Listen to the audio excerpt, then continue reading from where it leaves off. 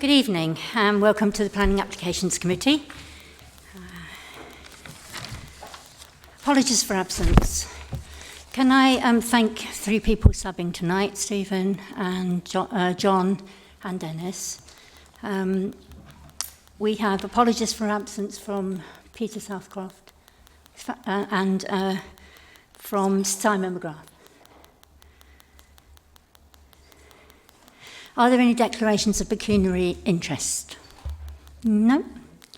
Minutes of the previous meeting, can we agree those, please? Yes? Thank you. For the public's information, the Planning Applications Committee works on this basis. We open up with an agenda item with the officer speaking to the report, giving you the background information. And then when that's finished, if there are objectors, each person will have 3 minutes to speak. And we have a traffic light system here, red, orange, green. When it goes to orange, it means you've got a minute left. It's always helpful if you can recognise it's going to red and stop. Otherwise, I will have to ask you to stop. As soon as objectors had a chance to raise their objections, we then go to agents who are present to put their case. And then when that's finished, the officer will take any issues from those discussions and respond to them. And then once it moves to members, that's the end of the involvement with the public. The members will ask questions and then make comments, and then we will make a decision on every agenda item tonight. We will take the agenda, if you're happy, members, in this order. I've lost the sheet of paper there. We start with agenda item 10, which is Merton Hall. Then we move to agenda item 8, 14 Highbury, and 12 Old Rutlishians. And then the rest of the, it would be 5, agenda item 5, Alwyn Mansions, 15, 5 Highbury, and then 6, 7, 9, 11, 13, and 14. Are we okay? So we're beginning with the Merton Hall application. Thank you, Chair. If I can first draw your attention to the late material sheets, you'll see there's a couple of further items on there. And then under item 10, one is a further response from the Metropolitan Police. And we also have a summary of 4 further objections to the application. As we're aware, the application is for variation proposed to condition 8 to extend the use of the church beyond 10 p.m. to 10:30, Monday to Sunday, and beyond that time on no more than 10 separate occasions a year. No church service or similar activity shall take place after 10 p.m. Monday to Sundays, and these restrictions would not apply to administrative use, including small meetings of no more than 15 persons. Members will be aware of the history of this particular site. I don't intend to go through it in any great detail. I think everyone's very knowledgeable about the property itself. The application has been made by the church, clearly in terms of operational requirements there, wanting some further relaxation in terms of the hours of operation. The previous planning permission did allow for written requests for extensions to time on the application in terms of all-night events, etc. For obvious reasons, churches do that. And officers have negotiated a limit of 10 throughout the year in this particular case, basically so there doesn't have to be that continual request to the council 10 times a year for these all-night occasions or services to occur. Officers feel that the extra half hour on the opening hours would take the closing to 10:30, and that is beyond the usual, where we normally say 11 o'clock is the time where we'd expect quiet in properties such as this and restaurants, etc., if necessary, next to residential properties. So there would be that half hour clearing up time for people to leave. The services would finish earlier and people would leave the building by that particular time. So officers consider that the proposal in itself is acceptable for that reason. Thank you. Okay. Can I call on John Chambers, please? Okay, Alison. Dear committee members, please see 2 photos in your information pack. I represent the residents of Boscombe Road and the surrounding roads. Condition 8 says, use hereby permitted, shall operate only between the hours of 7 a.m. and 10 p.m, Monday to Sunday. This condition is vital and was put in place to safeguard the surrounding residential homes in line with Development Plan Policy 7.15, which states it's necessary to separate sources of noise from noise-sensitive developments like housing and control noise at source where possible. This hall is surrounded by family homes on 3 sides. Its rear wall is 5 metres from gardens and 15 metres from children's bedrooms. This is why Condition 8 was put in place. Nothing has changed since then. Our children still need a decent night's sleep to function the next day. The Elim Church have yet to move into this building, but they want to extend their hours again. The original 9 p.m. finish was extended to 10 p.m. in the previous application, and this facility had to include the design of a 97 square metre foyer so the congregation could disperse. Elim Church insists that Condition 8 is too restrictive. They want to operate until 10:30 every day, but they also want to operate for an unspecified amount of time beyond this, 10 more times a year. The applicant has not specified what these events might be or how long they will last. It is not a change of condition, it is a completely new request and should not even be up for debate. Elim Church were described by a councillor on this committee in 2017 as being more suited to an industrial location. In fact, the police were called out to Elim's previous industrial location in High Path 18 times in 8 years. The noise impact assessment in 2017 stated that without acoustic doors, the scheme would not meet the criteria set out. So the building was designed to ensure that the required attenuation is achieved only with the appropriate controls in place. Hours of use being a key control. We still have no idea how much noise the large roof ventilation units will generate, and these will be audible until 10 p.m. already. This year, PC Simcox wrote to the council acknowledging that groups of people returning to cars up to and beyond the 11 p.m. period of low noise would potentially be very disruptive for local residents and likely cause nuisance calls to the police and council. In summary, the applicant is currently allowed to operate 15 hours a day, every single day of the year. This is not an industrial location. Children and families cannot suddenly become nocturnal. There must be some obligation on the new owners to embrace and show willing to adapt to their new surroundings. With hundreds of objections, I implore you to reject this.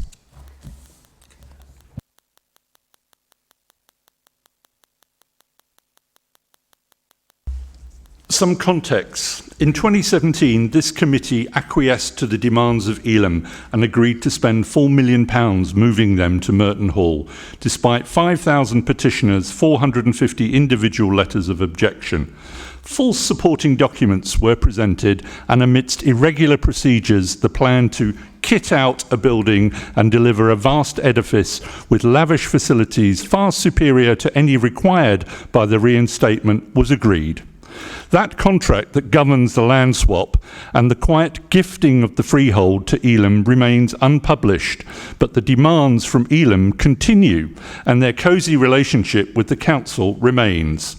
Is it credible that the pastor of this church, who boasted of getting a £4 million church for free from his friends in high places, did not know that his services would need to run beyond the original and accepted planning limit of 9 p.m?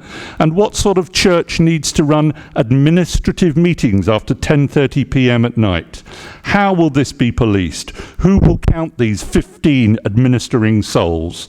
Before Elim have even taken possession of the building or the soundproofing measures tested, residents are supposed to accept the use of the building by up to 15 people 24 hours a day, 365 days a year, because that is what this application means, with all the concurrent noise, disturbance and pollution this will generate.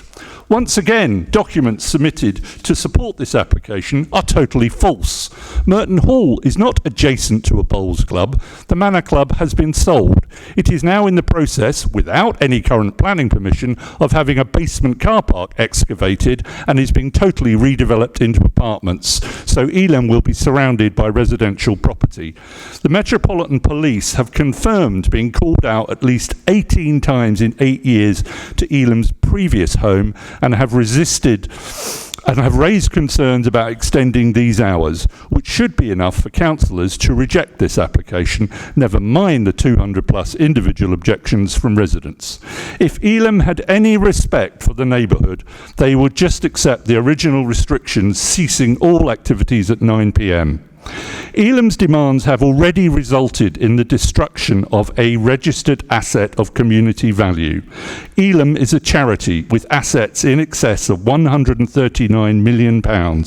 It has been given the freehold of Merton Hall without covenants, allowing its future disposal at vast profit to themselves and loss to the residents. Some councillors may believe they are buying a stairway to heaven, or perhaps more tangible rewards here on earth, by showering £4 million of residents' money on a religious sect of 150 people, nearly half of whom live outside the borough. So is it any wonder that the police are now taking an interest in these financial transactions and related property deals? Thank Enough you. is enough. Thank you. Councillors must do the right thing and defend the residents from the latest selfish, unrealistic demand from Elam by rejecting this deceitful, disruptive and unenforceable. Thank you. Okay, thank you. I can see that you're not happy. Can I call on Tim Snelson, please? Thank you. Good evening.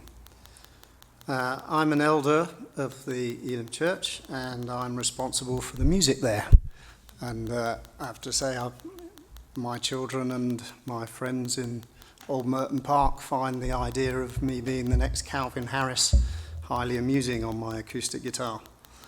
But, you know, I live literally within a stone's throw of that building. So the operation of that building is very important to all my neighbours and all my friends. And as an engineer by profession, I have designed studios for Sky, Pinewood and the BBC.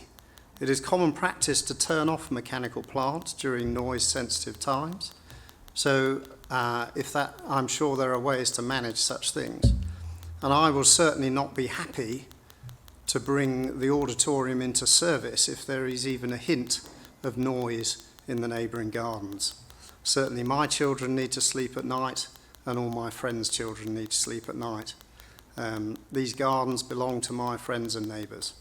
As noted in the Council's recommendation paper, though, this discussion tonight is not really about noise, because noise is enforced through the noise regulations. Our proposal is really about London logistics. People need to be able to go to town, work, get home from town, eat, and then go out to their evening meeting. I personally work near the Post Office Tower at Euston. So it will take me an hour to get home after I finish my working day.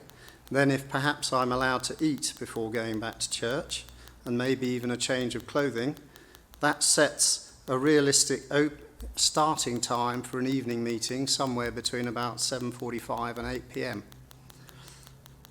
So that begins to suggest that I'm watching the clock as soon as I walk in the front door of the church for a midweek meeting. So all we're really asking for is that the end time is relaxed a little bit so that we don't have to have negotiations with the council immediately about making things workable. Church service times were traditionally and historically set around the agricultural rhythms of milking and feeding. Nowadays, I would suggest they are dictated by the daily commute. So extending dispersal time by 30 minutes to allow us to hold people in the foyer while they gradually disperse, which is a well-used technique in stadia and major venues for mitigating the impact on surrounding homes, seems like a pragmatic and sensible idea to us.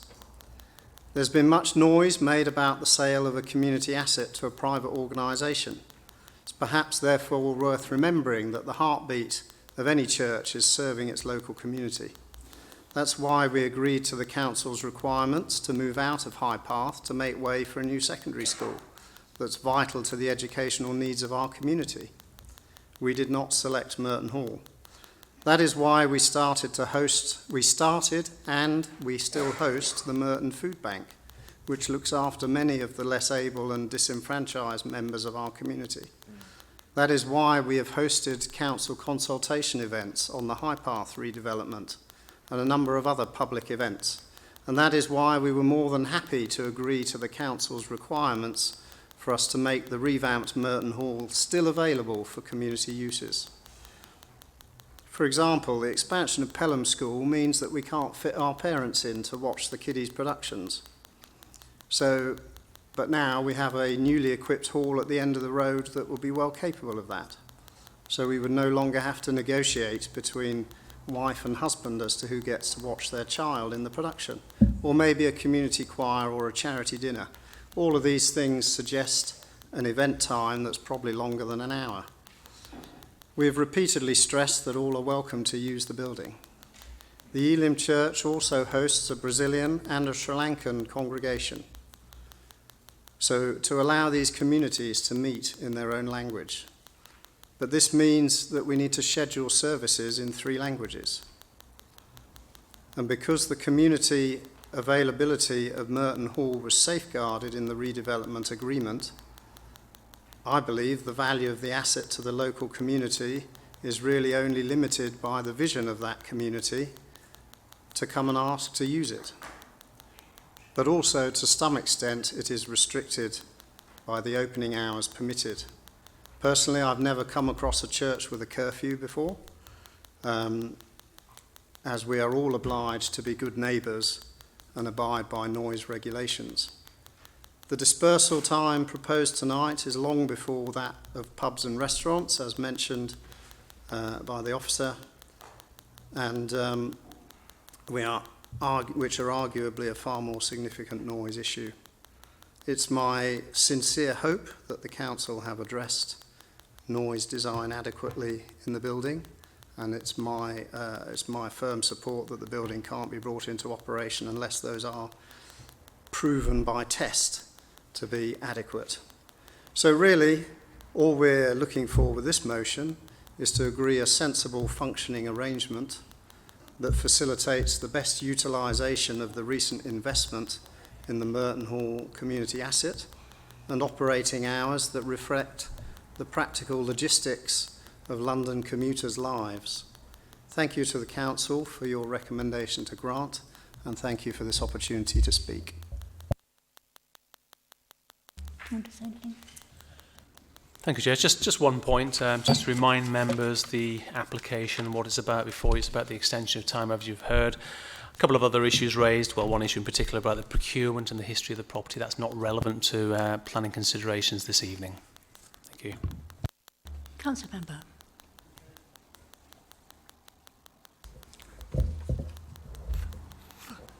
Thank you, Chair. Firstly, I am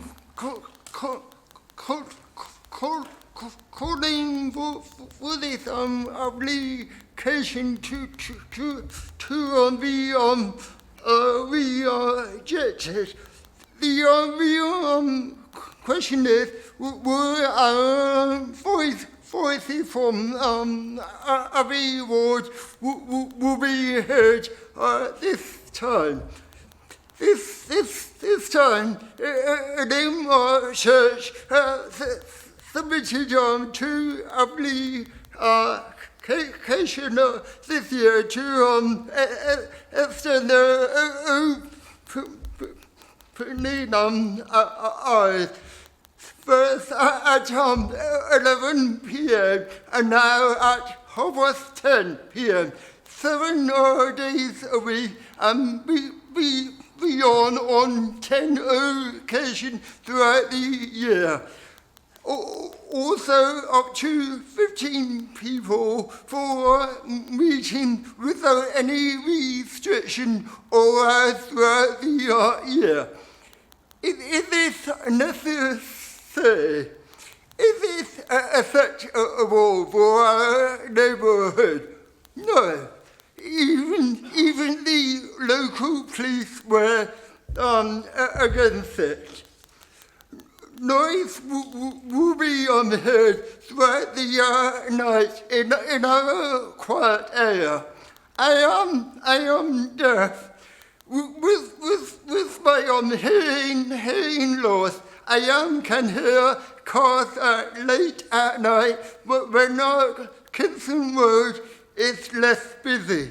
Yes, I have lived on Kingston Road almost opposite Merchant Hall for the last 15 years. May I point out that none of the council officers lives on Kingston Road, and also none of the members of the PAC committee live on Kingston Road. The decisions are made by the council administration, constantly ignoring our objections in the Abbey ward. They gave away our affordable building, demolish it, using over £4 million of our public money to rebuild the building to suit Shirt's needs. And now Elemi is asking for extended hours to make noise in our quiet air.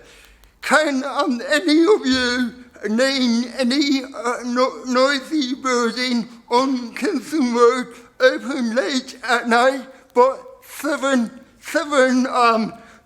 days a week?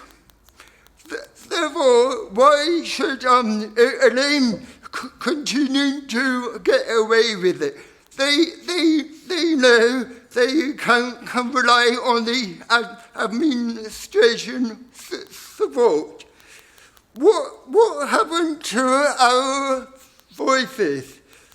Why are we constantly being ignored? For this application, over 200 objections were made. Will we be ignored tonight? What do we do in return? I wonder whether an church will be a thoughtful neighbour. May I remind you that they had problems late at night at their original place in High Park, and the police were called. I fear that there'll be major parking problems at night on Kingston Road, where the space to park. No conversation on parking has ever taken place. Also, may I remind you that the original location of Elaine Church years ago was located in a building very close to Kingston Road, and then they were forced to be relocated to High Park simply because of parking problems. So Elaine Church will be back into the very same area. I find this laughable. My fellow councillors, please seriously consider the people's objections in Abbey Ward. Elaine have got Merchant Hall, stolen from us, if I may say. Sadly demolished, rebuilt, and now they're pushing their luck for extension hours. The holding is appalling and a disgrace. Please listen to us and reject this application. Thank you, sir. Thank you. Do you want to say anything? Okay. Over to members for questions, please. Councillor. Thank you, Chair. I just want to refer to what has been raised by a few objectors, and that's around the previous planning application. So there's a sense that actually the services were meant to end at 9 p.m, but there was an additional hour allowed for people to disperse slowly. So actually the hours have already been extended. Is that true? I think as the application evolved, which is not unusual for planning applications, they come in, hours can be adjusted on the way through. It's the final decision that counts. So if you're looking at the history and what was agreed at that time, that's the difference you're looking at now. In other words, the 10 p.m. till the 10:30. That's what you have in front of you this evening.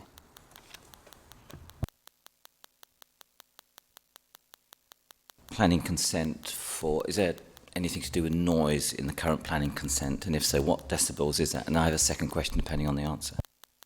Yes, if you look in your report, it's actually the actual conditions are set out on, let me just double check, they are in there. The original conditions on the original permission. Oh, here we go. Sorry, it's on the page I was on, page 112. You've got conditions 9, 10, and 11 there that talk about environmental health conditions, basically, from our environmental health experts who've recommended those particular conditions on the original permission, relating to sound, etc. Yeah, but could you tell me what they are? I can see them, but I just need to hear them. Sorry, you want me to... I want you to tell me, yeah. Oh, right, I see, right. Okay. Well, they're on page 112. I want you to tell me. Oh, right. Is your page different? Just want to hear what you're going to say, and because I have a second question, and it doesn't make sense unless people know what the first answer is. Okay, well, I can read them out. In terms of condition 9, it says, as a minimum, the proposed development should be carried out in accordance with the noise insulation measures as detailed in the Rock Tech Acoustic Report, the reference 0117 EPCW1, dated 25th of 1st, 2017. The approved noise insulation measures shall be installed prior to the commencement of the use occupation and shall be permanently retained thereafter unless otherwise agreed in writing by a local planning authority. There would then be another reason in there as well, but that hasn't been copied over. That's a standard reason that would go in. We've then got no music or other amplified sound generated in the premises shall be audible at the boundary of any adjacent residential building, such as to constitute a statutory nuisance, nor shall the noise of the premises increase the ambient noise levels by more than 2 decibels on any day between the hours of 1900 and 7 a.m. in the morning, when expressed as LAEQ 15 minutes as measured at the boundary of the nearest residential property, unless otherwise agreed in writing by the local planning authority. Condition 11, prior to the use of the development hereby approved, details of sound insulation attenuation measures shall be submitted in writing to the local planning authority to ensure that noise from the new plant machinery does not increase the background noise level by more than 2 decibels, BA LA 95 minutes in brackets, with no increase in any 1/3 octave band between 50 Hz and 160 Hz. Okay. Of a rock concert, a band with microphones, do we know what decibels that would give us? The simple answer to that is no, I wouldn't. At this time, I presume every band, if you want to say band, would have a different noise level, depending on what's plugged in, how many speakers, etc. The point of the condition is that it looks at the boundary of the property to ensure no matter how loud it is inside, it won't get outside. That's the whole concept. So there's a door from the hall, I assume, that goes to this vestibule. Is that vestibule included in the noise condition? Well, yes, the whole, I mean, in terms of the condition is worded so the whole building, it's any noises from the building won't be causing any noise at the boundary to neighbouring residential buildings. So yes, that would be included. So the vestibule, which is all glass at the front, what I'm trying to get to here is I'm trying to understand how you can have sort of sound deadening when it's just glass. I can't see where the sound deadening is. My understanding is the vestibule's at the front and the actual hall where the music is actually another section of the building. Yes, it is, yes. Yeah. But that's why I was asking you the questions, because this says the external limits, and that's the vestibule, where there isn't any sound deadening, and that's why I'm asking these questions. Well, the reality is it would fail then, in terms of if that was the case, but obviously they just need to keep the door closed when the event is on, to that in the vestibule, and if the glazing is sufficient, which it should be sufficient, then they have to design it to the effect that it will be. efficient. We've heard the engineer already representing the church saying that it will be designed in that fashion so it doesn't disturb the neighbours. Councillor,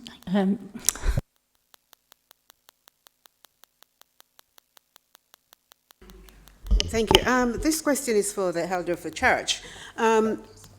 I've noticed that on your website for all the churches, your service ends at 9:30. So I'm just wondering whether or not, or why is it that you're asking for extension at this new building and it's not within the other churches?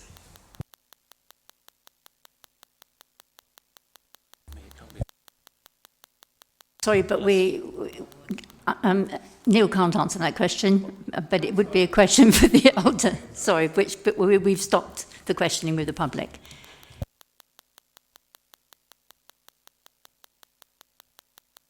I mean, we're simplifying this down to we're expected to give a judgment on the extra half an hour plus the extra 10 days. Is that correct? Yes, and as I said in my introduction, there was an opportunity originally I'm just clarifying that because would it not have been either for the Elam Church, would it not have been for my benefit, if nobody else's, some guidance from them on what they, or would officers have asked, what they want those extra days for and what they were going to do with them before we make a judgment? Yes, if you turn to page 111 in your report at the bottom, you've got paragraph 3.3, and the bullet points there sets out exactly what they're requesting the extra 10 occasions for. So you've got a New Year's Eve watch night service, worship and prayer. There's an annual 2-day conference where meetings can run longer than 10:30 at night. Now, clearly, I don't think the church is saying they're going to be running all night on these occasions. It's just there might be some late occasions. There's a night of prayer. There's Good Friday watch night service and Christmas carols, of course. And then there's a few additional events that aren't actually specified here, but the negotiation was 10 would be reasonable. Yeah, but can I answer the last question? Was in that case, do you not think they could have actually known all this when they put the application in before? Yes, and that's why the previous condition said not beyond those hours unless agreed otherwise with the local authority. So it's clearly all churches have events like that, and they would have had to apply every time to write in specifically. We would then say yes or no. I mean, Christmas carol service, we're unlikely to say no. I think everyone probably agrees to that. So we would then have to do that every single time. This is a mechanism whereby we get rid of that bureaucracy.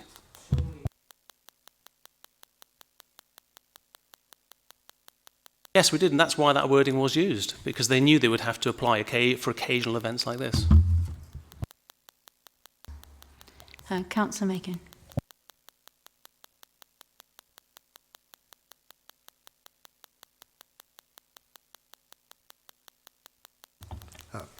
Sorry.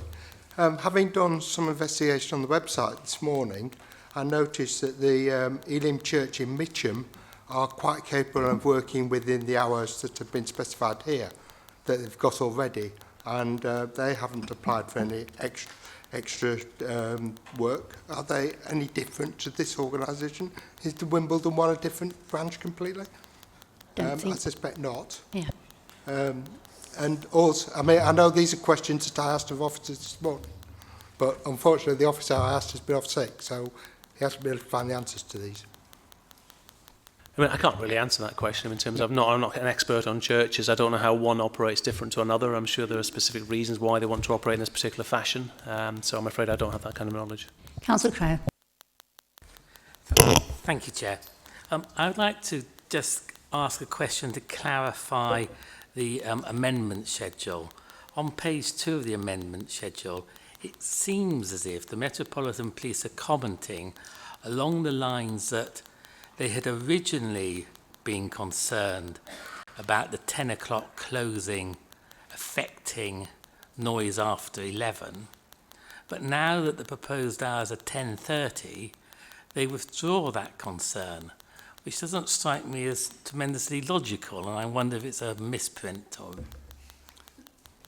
No, and I know the original concern was about the 11 o'clock final finish time, and now that's been reduced back to 10:30. Therefore, they feel it hasn't gone into the sort of 11 o'clock, past the 11 o'clock night sort of, pub zone, shall we say. So therefore, the 10:30 is acceptable. So it's come back half an hour. From the originally when it came in, it was 11 o'clock closing, and now it's 10:30, and they've changed their view because it came back half an hour. Yes, but the permission was granted for 10.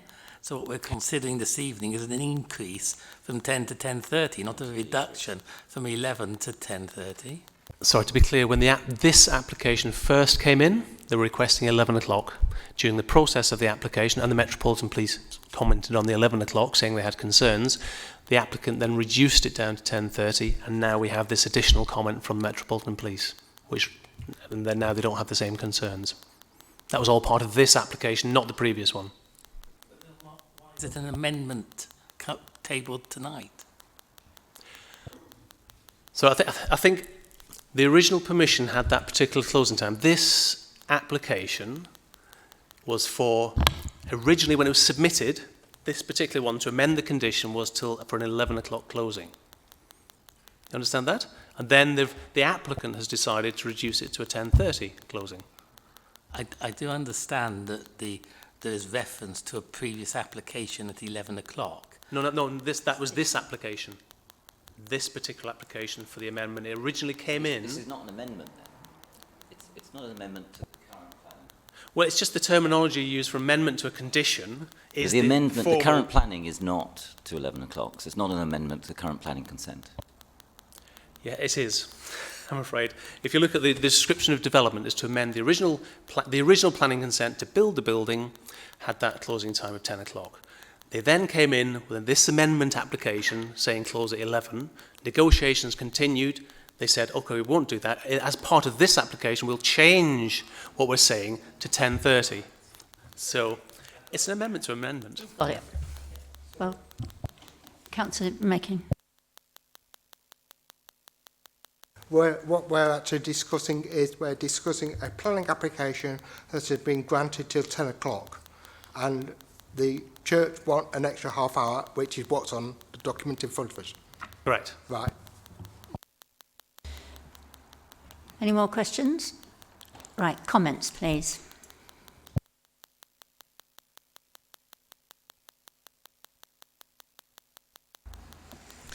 I somehow get the feeling that... No, I think I said Councillor. Did you say... Oh, sorry. Sorry. I just think there are a lot of assumptions within the application which rely quite heavily on policing. Based on this application, we have to assume that all services will stop by 10 p.m. We have to assume that the administrative activities will only have maximum 15 people. These administrative activities will be low light and also low noise if they're held at night. That only 10 events will be held per year. I don't think that's necessarily able to be policed, that the soundproofing will be adequate, and also that the congregation will disperse by 10:30. And while this wouldn't be so much of a concern if this was an area with a number of restaurants and other late night outlets, the surrounding area is very much a residential area. It's quiet, and it's also situated very close to private homes. So I don't think when the application is as vague and is based so much on assumptions that really we can approve it at this stage. I somehow get the feeling that the church has not really considered the effects of its operational hub on its neighbours. It doesn't matter how well you insulate a building from noise. You can't stop noise getting out. Doors will be open from time to time. People will be milling about, people going out to have some fresh air, and they're talking. They having conversations outside, it drifts across to neighbors. Car doors will be opened and slammed regularly. And it doesn't matter how strict they are, they can't half an hour to disperse.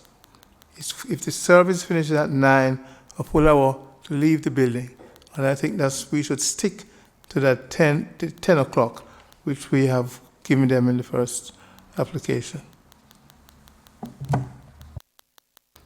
I went along to the current church and spent a couple of hours listening, and the noise was like a rock concert. It was very loud, extremely loud. And I can't believe, because there's nothing here which says they can't play music until 10:30. And I cannot believe that that noise will be kept within the building, because not all of the building is sound deadened. The vestibule certainly isn't. And I don't think the arguments that a church, I mean, specifically, I'm slightly paraphrasing, but I heard that the church won't be able to conduct its services unless it's open to 10:30. That's what we were told tonight. Now, I don't read Bible or anything too much, but I can't believe a church can't survive by opening to 10 o'clock at night. It's about 30 minutes train journey from Old Street, from Warren Street to South Wimbledon, and everyone seemed to get here at 7:15 tonight, so there's a lot of holes in this presentation. I think the other thing is, that's really, really concerning to me, and I heard it for the first time tonight, that this church has partner churches, which there's absolutely no way they're going to control those people. There's no way they're going to be able to say that you have to turn off music, you have to leave quietly, you have to be out by this certain time. There is no control at all in any of this. And frankly, I think it's disappointing that this church has been able to get to 10 p.m. I think it needs to remember that its neighbours were there first and they should be respected. And I do hope that councillors do reject this tonight. Are there any other comments? Councillor Pearce. Thank you. I'd like to come back to these 10 extra days if I can. My view is quite clear. I think there's a sleight of hand here, because bullet point 3, for instance, this is a for instance, a night of prayer. Once a year, a small group from the church meet to pray through the night.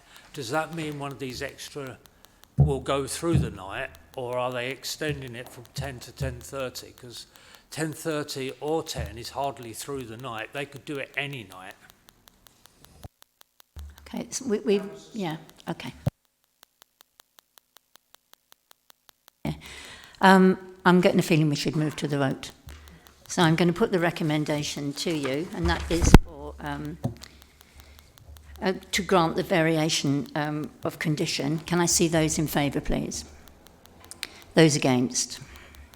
I think it's unanimous. Condition is refused. Some reasons, obviously.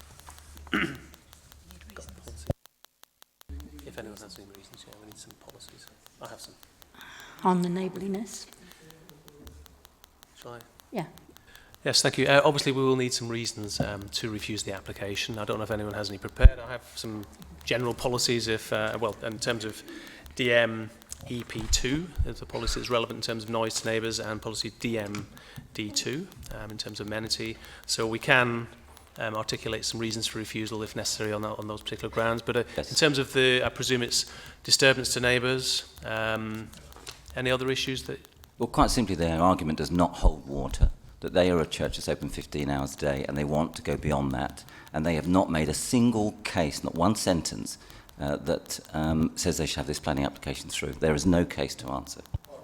Can I just suggest, I can't really use that as a reason No. for refusal, but... On page 117, you've said London Plan Policy 2016 policies. 3.1, ensuring equal life chances for all. Doesn't that include residents as well as... Yes, we can use that policy if We'll use necessary, that yes. one. Yeah. Are we concluded with that? Thank you very much. We now move on to 14 Highbury Road.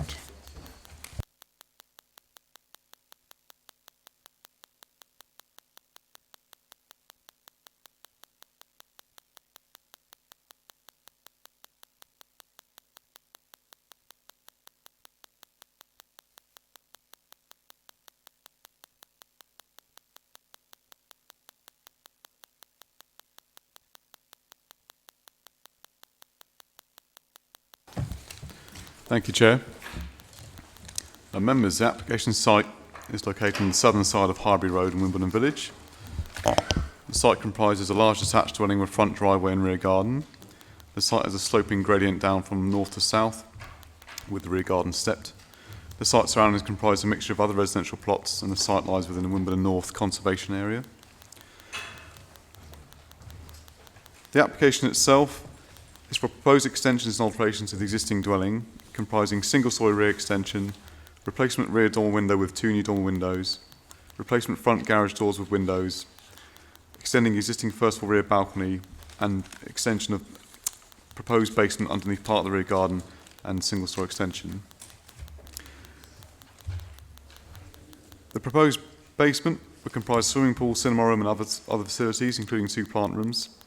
It will extend partly under the garden and will have a light well at the very end with external steps down. The ground floor site plan here shows a single-storey extension along with a paved and relaying of the garden surface. So just to confirm, members, the single-storey extension is just this section here. This is the ground floor plan. This is the proposed basement plan. A landscaping condition has been imposed to ensure suitable soft planting is provided, and the former garage at the front will be converted to a utility room. Turning to some of the proposed plans, so looking at the proposed first floor and second floor plan. Proposed first floor, this is the proposed balcony over here. Replacement dormer windows at the back as well up here. You can just see the roof here of the single-storey rear extension. Turning proposed front and rear elevations. So at the front, the garage is currently here, so that will be converted, replacement with windows. At the back, there's the 2 new dormers, balcony here, and the single-storey rear extension here. You can just see the section through of the steps down at the back to the basement. Turning to proposed side elevations, you'll note in the report that there was a previous appeal decision. So that proposal had an extension at single-storey much further deeper than what is currently proposed. And there's a section drawing here showing the proposed basement at the rear of the property, steps down into it and steps at the back.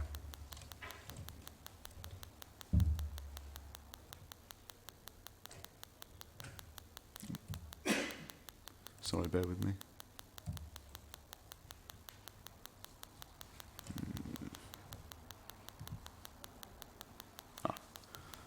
Members, this is the proposed drainage plan that they've submitted with the application.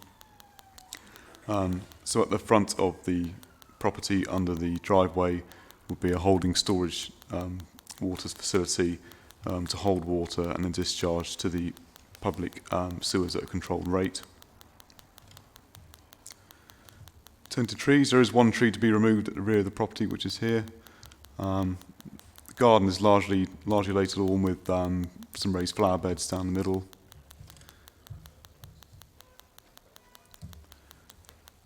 And members, this is the previous scheme. So you'll see in the report that we attached the appeal decision to the previous scheme. So this came before planning committee summer last year.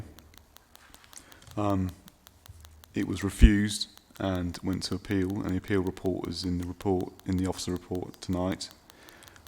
The proposed basement has been slightly reduced in size compared to the previous one considered at appeal, in the sense that this corner here has been reduced. The swimming pool itself is of the same size, and you'll see the ground floor plan of the previous scheme. That was the proposed ground floor rear extension, which you'll note the inspector objected to in his report. That has now been much reduced. And that's just there for interest, showing you the previous proposed rear extension to assist with you in this evening. Turn to site pictures. So that's the front, the garage there on the left to be converted. That's looking east at the back, looking down the garden. Again, looking east, you can just see the neighbouring property here to the right. So single-storey extension is coming off here. Looking the other way, to the left, that's looking at the back of the house. And you'll see earlier I stated that it is slightly stepped down at the back of the garden as the site goes down. And there's a view from the front as well. If I turn members' attention to the modification sheet, you'll notice some additional comments from the planning agent and officer's response to that, and also one further additional representation. Overall, members, officers consider that the proposed works can be accommodated on site without causing harm to the neighbouring community, the conservation area of the locally listed building. Appropriate conditions are recommended to ensure that appropriate drainage and construction methods are employed for the basement element of the scheme. Officers are therefore satisfied that the proposal has overcome the previous reasons for refusal and the appeal decision. Thank you, Chair. Sarah Capilla, please. Okay. My name is Susan Cusack and I'm the Chair and Planning Secretary for the Belvedere Estates Residents Association. I'm speaking in opposition to this application on behalf of Beira and two immediate neighbours, Theresa Ware and David Bing, whose properties adjoin that of the applicants. We're here 1 year on when this exact same basement application was put to the PAC and refused, as the size of the proposed basement is disproportionate to the size of the house. The proposal represents overdevelopment in a conservation area, and the size of the proposed basement is too large and unneighbourly. This same proposal is still contrary to all the policies that rendered it against planning guidelines in the first place, namely DMD2, DMD3 and DMD4 of the 2014 local plan, Policy CS14 of the 2011 core strategy, and Policies 7.4 and 7.8 of the London plan. Nothing has changed in terms of the scale, size and impact of this application over the past year, but on the contrary, as further details have emerged, it's become even clearer that the PAC was entirely correct in its decision last year. This is a truly ginormous commercial-scale underground complex, which the applicant's own most recent basement construction method statement, produced last month, puts at 500 square metres, vastly bigger than was previously considered and rejected by this committee. This 500 square metres would mean that it does not comply with the requirement for basements to be less than 50% of the garden, and so this should be immediately rejected on those grounds alone. This is a massive and thoroughly ungreen project, which is equivalent in size to have a large 7-bedroom house with a swimming pool underground. The Planning Inspectorate's appeal decision, in which Mr. Mayle also rejected this application, incorrectly states that the size of the basement was reduced to address the concerns of the neighbours, the Wimbledon Society and Beira. However, there's actually been no reduction in the size of the underground leisure and swimming pool complex, and you will have seen the multitude of further objections from all neighbours, the Wimbledon Society and Beira. This is a massively ungreen application at a time when climate change is at the forefront of people's minds. Pumping thousands of tons of cement into the ground to create a huge underground dam, annihilating everything in this large and lovely garden, is utterly horrendous, not to mention the amount of water and energy required to fill and heat the swimming pool. This is selfish in the extreme and totally unnecessary in a family home. Merton's own tagline is moving forward. However, to pass such an application would be a thoroughly retrograde step for the borough. The officer's report does not address any of the reasons given previously by the PAC for rejection. In fact, how could he? This is a dangerous application, firstly in the precedent that it would set, and also in the light of the large number of underground streams in this area. You will all have received an email detailing the facts and giving you yet another reason to reject this application. No list of conditions can offset the devastating effects of water and gravity in an unstable area. The committee should not be tempted to change its views and ignore the numerous objections because of one incorrect line in the inspector's decision, who also rejected the application. So please reject this application again. Thank you. Sarah? Thank you. Councillors, ladies and gentlemen, my name's Sarah Capilla. I live with my family immediately next door at number 16 Highbury Road. I opposed this same application a year ago in this chamber, and I oppose it again. I agree in full with the points raised by my fellow speaker, Susan Cusack. I would now like to draw your attention to the environmental, flooding and construction risks which the applicant's own advisors have since identified in their construction statement. This warns this vast excavation will create so much wastewater it may need to be taken away in a tanker. Special consents will be required to handle the trade effluent into the foul sewer drainage system, and the excavation will potentially fill to 1.5 metres of water for the, I quote, 500 square metre basement. The report also states that ground conditions may be unstable during excavation. We live within a couple of metres and are terrified of this. The Wimbledon Society has objected strongly to this application.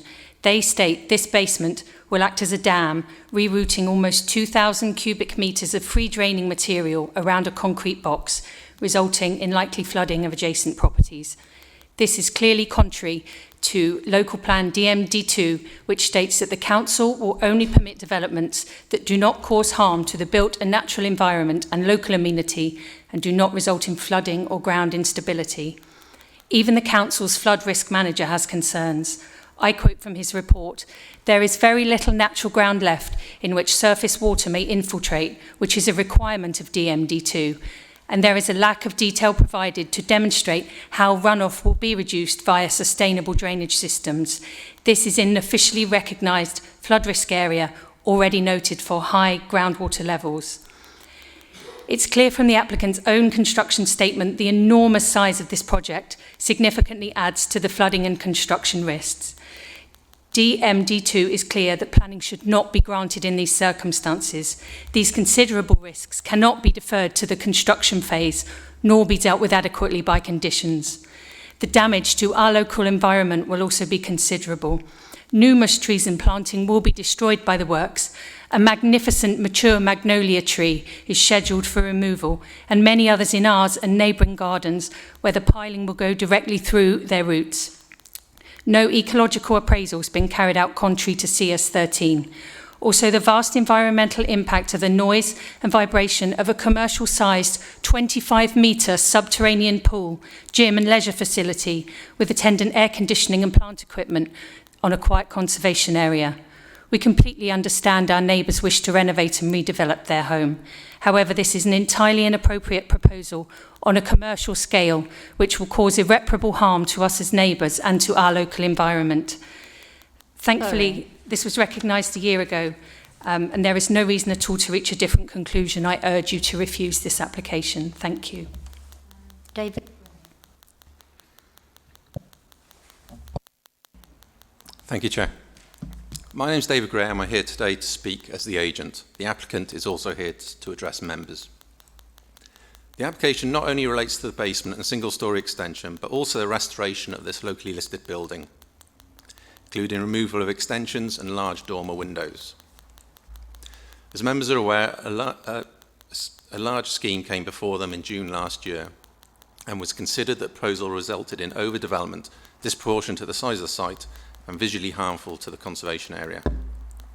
The scheme went to appeal, and in deciding the appeal, the inspector concluded at paragraph 12 that the combined effect of the overall scheme would not be harmful to the character and appearance of the conservation area. His concerns related to the impact of the ground floor rear extension on 16 Highbury Road. Importantly, as with all planning decisions, appeal decisions are based on adopted planning policies, and whilst the basement formed a major part of the appeal scheme, and with all the information in front of him, the inspector did not dismiss the appeal due to the basement, but instead the ground floor rear extension, which is now reduced in size. Notwithstanding this, the basement has been reduced in size from that was presented to the last committee and also the appeal scheme down to 39%, which is 340 square metres. I don't recognise the 500 square metres which has been said tonight. The policy requires basements do not exceed 50% of the garden area. We're therefore clearly within the policy parameters. The application has been accompanied by the necessary reports, and members will note in the officer's report that's been supported by a conservation officer, tree officer, structural engineer and flood risk manager. As is normally the case, any planning permission would be subject to conditions. Notwithstanding the reports already prepared and reviewed, draft conditions 12 and 13 require a basement construction method statement and hydrology report. Conditions 15 and 16 require foul surface water drainage. With a third of properties in Highbury Road having basements, they are not uncommon. By way of an example, the neighbour at number 16 has constructed a large basement. In that case, there were no conditions relating to basement reports, as there are proposed in the application before you tonight. This demonstrates that even without detailed reports accompanying applications or detailed conditions, basements can be completed successfully without any impacts on neighbours. We're not aware of any issues in Merton where basements have caused flooding or structural movement. These details are dealt with through the building control team and building regulations. As with the previous application, the application was supported by a flood risk assessment, which confirms the areas identified by the Environment Agency as low risk in terms of flooding. The flood risk assessment is clear, paragraph 7.6, that the proposed development does not increase the risk of flooding to the surrounding area. This has been reviewed and commented by a flood risk manager who confirms there should be no adverse effects on neighbouring properties. As confirmed in the application, Thames Water have accepted that any wastewater can be discharged into the foul sewage drains. It's not proposed to take water away by tanker, as is clear in paragraph 4.1 of the method statement. This was only identified as one of several initial options. At the previous committee, members had questions regarding construction and also flooding. It was confirmed by officers that no development would take place until further details were required to be submitted and reviewed by the flood risk engineer, as is the case tonight. Only one tree would be affected in the site. That's the magnolia tree in the applicant's gardens, and it's proposed to remove a cypress hedge, which is causing, it's just blocking light out to one of the neighbouring properties. The basement would be set within the boundaries of the site, which would mean that all trees along the boundary are retained. Given the reduction in scale of the ground floor extension and the size of the basement from that which was considered acceptable by the planning inspector, and the fact that council officers have reviewed the information and considered the proposals acceptable, we urge members to accept the recommendation. Do you want to say anything? Yeah, thank you, Chair. Sorry. Sorry. Good evening, ladies and gentlemen. I'm the owner of 14 Highbury Road. The 2016 Olympics in Rio may have gone unnoticed for some of you. However, in my house, my son, aged 6 at the time, insisted in staying up to watch his hero, Adam Peaty. The previous year, we attended the British trials and watched as Adam Peaty broke the world record for the 100 breaststroke by half a second. From that moment, my son, who is very good breaststroke swimmer himself, fell in love with the sport.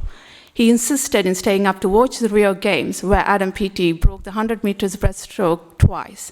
This has inspired my son to work even harder on his swimming, and as a mother, I want to do all I can to support him. Like any mother, I'm forever taking him to lessons every day and performed incredibly well since the age of 5, winning pre-prep and prep awards for the son. Since the age of 5, winning pre-prep and prep awards for the school and his swimming club, and his coaches say he's got a lot of serious potential. Unfortunately, the swimming pools don't open before school, thus he has only practice after school. We want to help him to get to the next level. I would really appreciate it if you pass a plan given we have reduced it from the previous scheme. This would allow my son to train twice a day, once in the morning before school and after school, so that we might have another Adam Peaty on our hands. And for that, I need your support. Thank you. Thank you. You want to speak? Thank you, Chair. Members to assist, if I can pick on some of those points. The previous application, so yes, that did come before you, was rejected, and it obviously went to appeal. So you have the appeal report there appended to you. You'll note that the inspector, in paragraph 9, he only refers to the basement essentially in that paragraph and gives it a rather short sentence. What we have done with the resubmission of this application is we are required to reassess the proposal, which is what we have done. So you'll see in the report we have gone back to our experts to reassess the scheme and to review that it is acceptable from that point of view. So that's mainly in regard, obviously, to the basement. You'll note in his conclusion as well, he did dismiss it on the impact of the single-storey rear extension. That has been much reduced, as I showed you earlier. The dimensions, I believe it was between 5 and 6 metres deep before, and the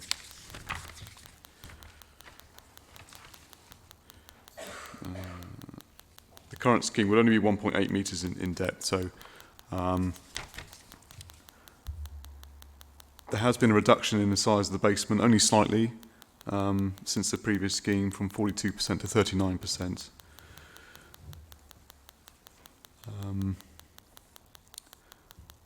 And so, yeah, overall, hope that assists in your discussion this evening. Thank you.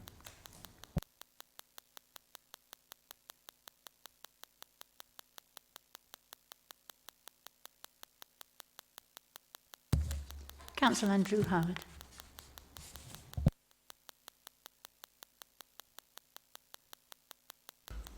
Thank you. Thank you so much. Yes. Well, good evening, and thank you, Chair. Thank you, Committee. I was elected just over a year ago to represent the residents of Village Ward, and my first duty in that capacity was to attend this very committee, possibly on this very evening a year ago, and to speak regarding this application. And I say this application because it is by any material measure unchanged, giving rise to the same objections from the affected residents. On that earlier occasion, the planning officers were also minded to approve, and on that occasion I spoke on behalf of due process, that the residents' well-articulated and reasoned objections be shown due respect and be given due and proper consideration. On that occasion, the committee took into account all the evidence and reasoning and voted to refuse this application. Now, I can well recall the almost stunned silence that greeted this decision, inviting the retort from one of the committee, here tonight, I notice, that its role was not to simply rubber stamp the planning officer's recommendations. Tonight, the application reappears, materially unchanged and triggering the same objections with which the committee concurred last year. The application has since been turned down on appeal and yet is represented here, somehow in the hope that a different answer will be given. Now, the membership of this committee may have altered slightly, but the substantive facts regarding this application have not. And I must therefore respectfully urge that this committee stands firm, stands by the correct decision it took last year to refuse this application. Thank you. Any more comments from here? Or on questions? Councillor Makin. Question for the officers, and it's not just this application, but there's a few more in here as well. We've got a statement on one of them that says the inspector's report is a lawful planning permission. If we have decided, if we know residents and planning officers have pointed out that there are inconsistencies in this report, can we challenge it, and why haven't we?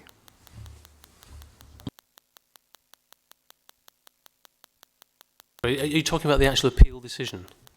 I mean, you're talking about subjective issues potentially, say there's inaccuracies, but obviously the inspector came to a conclusion based on the evidence before the inspector, and we can challenge decisions, but if it's a subjective issue and it's a view from the inspector, it has to be factually incorrect. There's one application in here that where planning officers have actually said that the decision was inconsistent.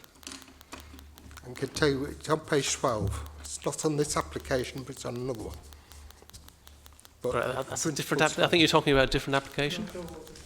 I'll read it out for you. I think it's important that we stick with this particular application discussion. But Yeah, rather, but I'm happy this- to answer the points on this The only application. reason I'm pointing this out for this one is that if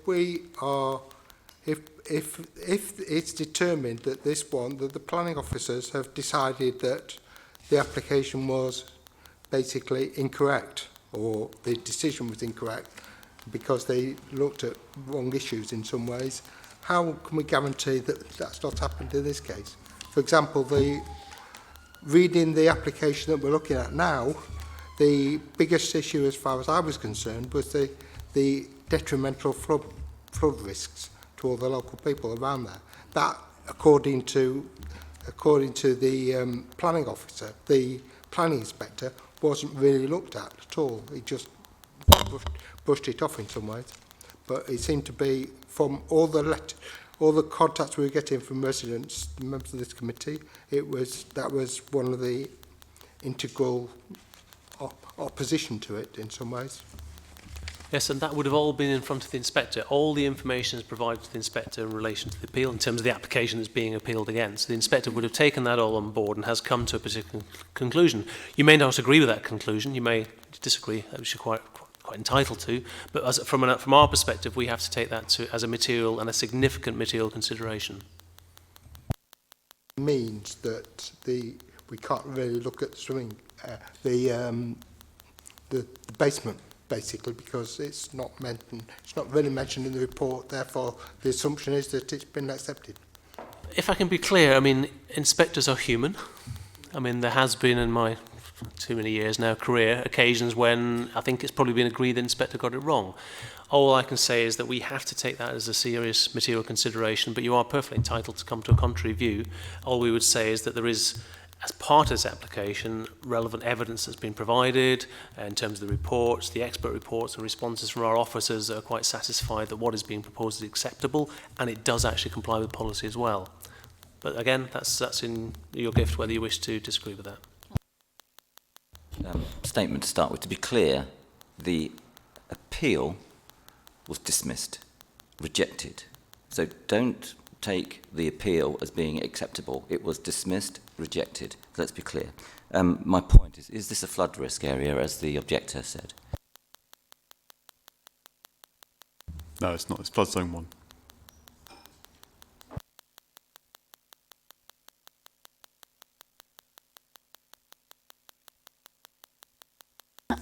Can I just say, I know you might be upset and angry, but we're not allowed to take any interventions from the public, sorry.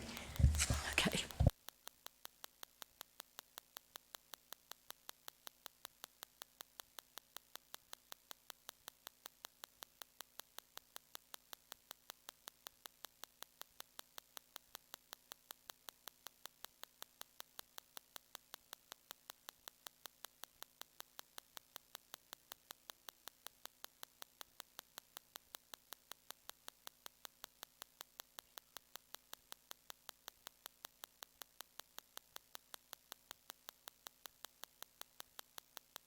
Well, we know it's flood zone 1, which is effectively no significant risk. In terms of groundwater, well, I mean, to a certain extent, everywhere's at risk of that these days with the amount of rainfall we get. But there's nothing actually in the report that can tell me one way or the other at this moment in time. We'll keep on searching to see if we can find it, but it's not there. Yeah. I think we do. There is a problem with flooding here. The Belvedere Estate Residents Association, what would you have, would you respond to their comment that the application site is classified as vulnerable as it is located within flood zone 1? That's on page 71. How will you respond to this?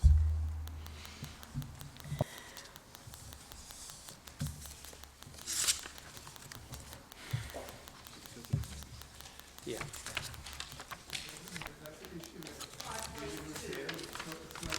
Is it?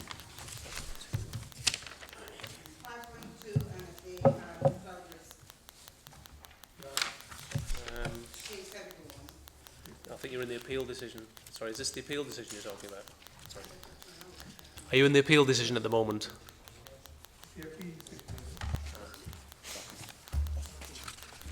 Sorry, Chair. I think, yeah, I see the bullet point you're referring to within the Residents Association response. Well, flood zone 1 essentially is every area outside of flood zones 2 and 3. So flood zone 1 is an area where development is acceptable in principle. So it's not a high flood risk area.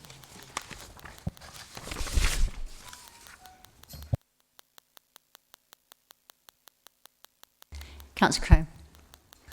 Thank you, Chair. I'm just wanting to get some clarification about this basement size, because I understand it's 39% of the garden, but looking at the diagrams on the screen there, that looks a lot bigger than the 39% of the garden. Is there some scale issue? We have checked this. So the calculations to take for looking at beyond the rear, in the rear garden, for example. So it does include the land, so beyond the rear elevation of the property, but also the land down the sides, and obviously at the back here. So although it obviously looks, it's a big basement, but it obviously looks large, but it is less than 50%. I have a supplementary on this then. On policy DMD2B4, it says basements should not exceed 50% of either the front, rear or side garden. So okay, it doesn't exceed 50% of the rear garden, but it exceeds 50% of the front garden, surely. And the whole purpose of this policy must be to ensure that the basement does not exceed the total garden space, or 50% of it? I think we're talking about when it says either, you're looking at 50% of the front area if it was basement. If that was exceeded, that would be unacceptable. If it was 50% of the rear garden that went over that, that would be unacceptable as well. So you're looking at these things isolated. That's why it uses the word either. So you're defining what the space is before you then do the assessment. That's the way I'd read that. When you said it, actually, I did have to rethink a second because it does sound a little bit different, but that's the way I've always read it, and I think that's probably the way everyone's read it, actually. Question, if I may. You may find another one. The reduction from 42% to 39%, are we to consider that to be a material change, or is that an immaterial change, please?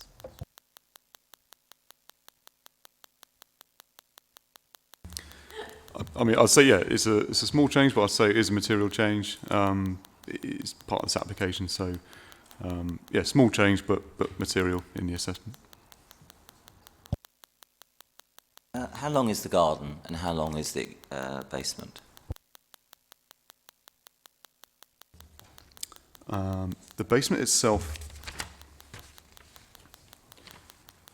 is outlined in the report, so it's 30 metres in length. That's taken from the back here to the very end. The length of the garden, I can get that, Chair. I'll just have to dig out a plan. So bear with me a second. I just confirm if this is about the size again and whether the percentage is correct. I just want to know how long the garden is. I was only saying that because even in the office, this went round quite a number of times because no one quite believed it when they saw it until it was actually measured a number of times. I would never sort of precondition a question like that. You know me. I'm just interested.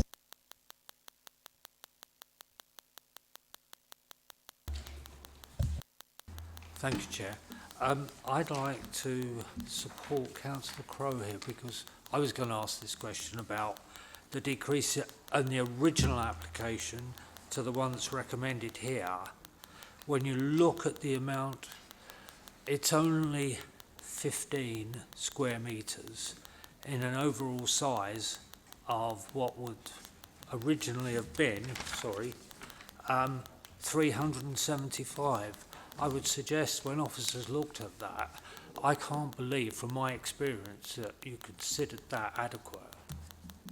Can I respond on that point, Chair? I think the point is, no matter which figure of those two figures you look at, they're still both policy compliant. While the change is only minor, I hear that. no matter which figure you look at there, both are policy compliant. In other words, they're both under 50% of the rear garden. So in terms of purely policy basis and what's in the local plan, it does comply. Any more questions? Oh.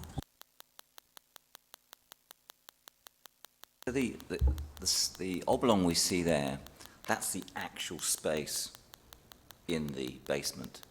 So without any knowledge at all, I'm assuming the pilings are additional to this. So there is another further metre around what we see there. It depends on the technique. Pilings aren't quite as big as you think. I mean, they only tend to be about that size. So what you're seeing in the red line there is probably about that size. I'm guessing here, but it may be slightly bigger, but it may go slightly beyond that boundary. It's difficult to tell on a scale this size, so I can't really answer that accurately, but they're not necessarily as large as you think they might be. And so what is the width between next door's fence and the current basin, the red line we've got, so without pilings? That width is 2.6 metres measured off plan. And the depth of the garden for your earlier query is 41 metres.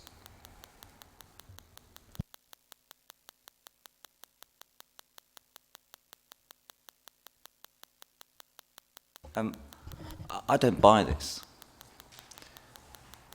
30 metres, that's bigger than Wimbledon public swimming pool, I believe.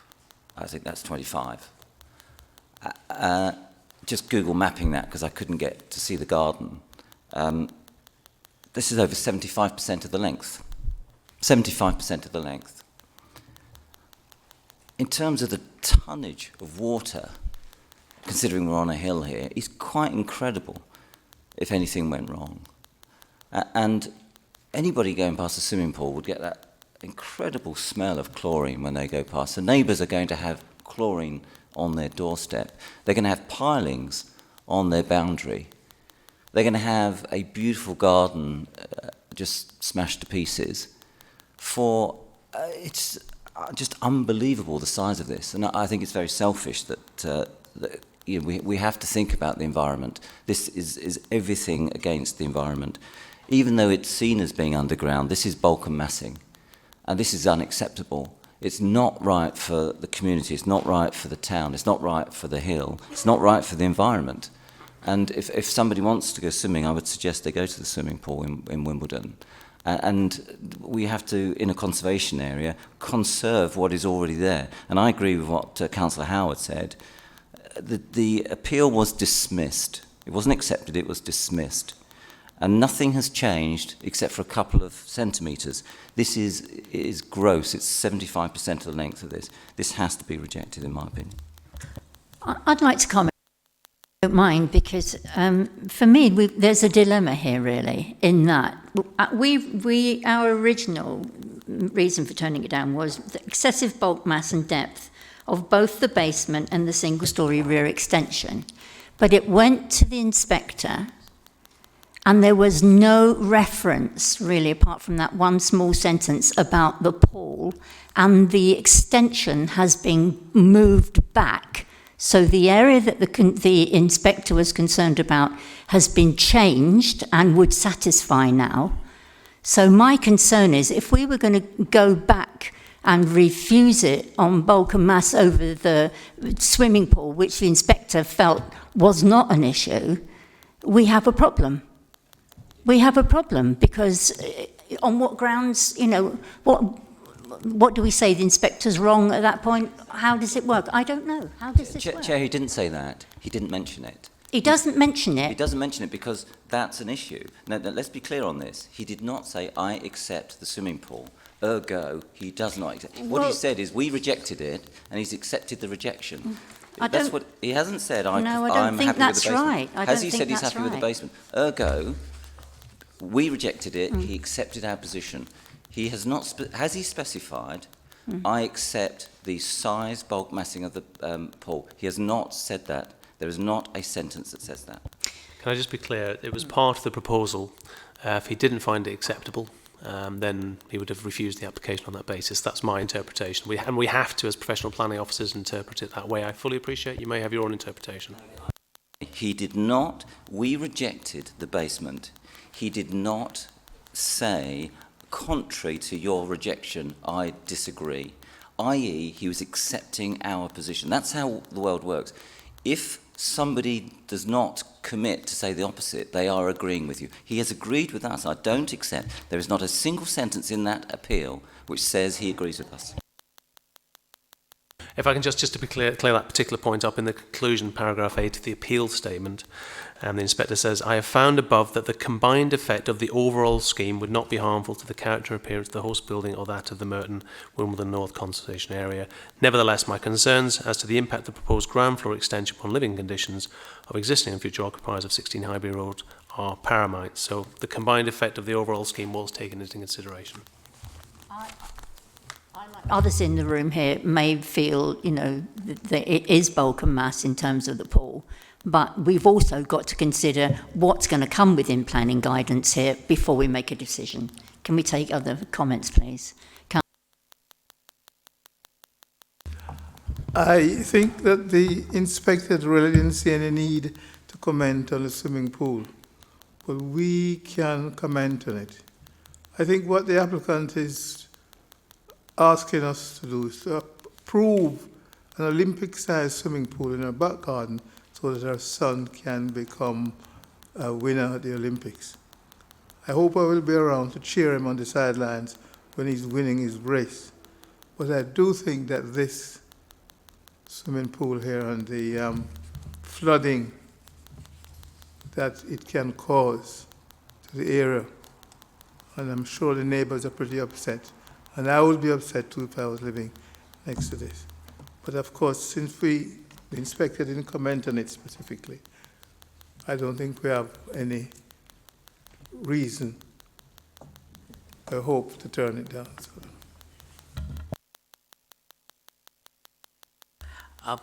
I'd just like to pick up on what Councillor Delaney said.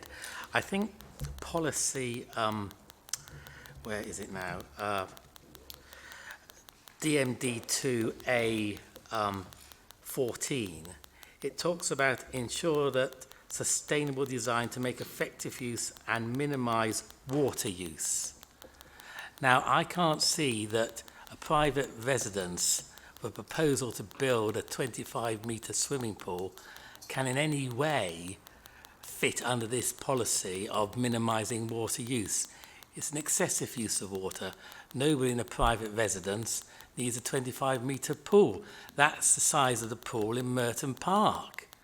I mean, I think it's just totally fails this policy, DMD2 A14. So just to pick up a point on that specific issue in terms of swimming pools, in terms of the initial filling of the pool, obviously, yes, it's quite a lot of water. It's quite a narrow pool, actually. It's the idea it's an up and down pool. And once it's full, it wouldn't be refilled as such. The water is used and stays in the swimming pool for quite a considerable period of time. It's very rarely emptied. And public pools, they are. Private pools aren't. They don't tend to be emptied. They tend to remain quite static.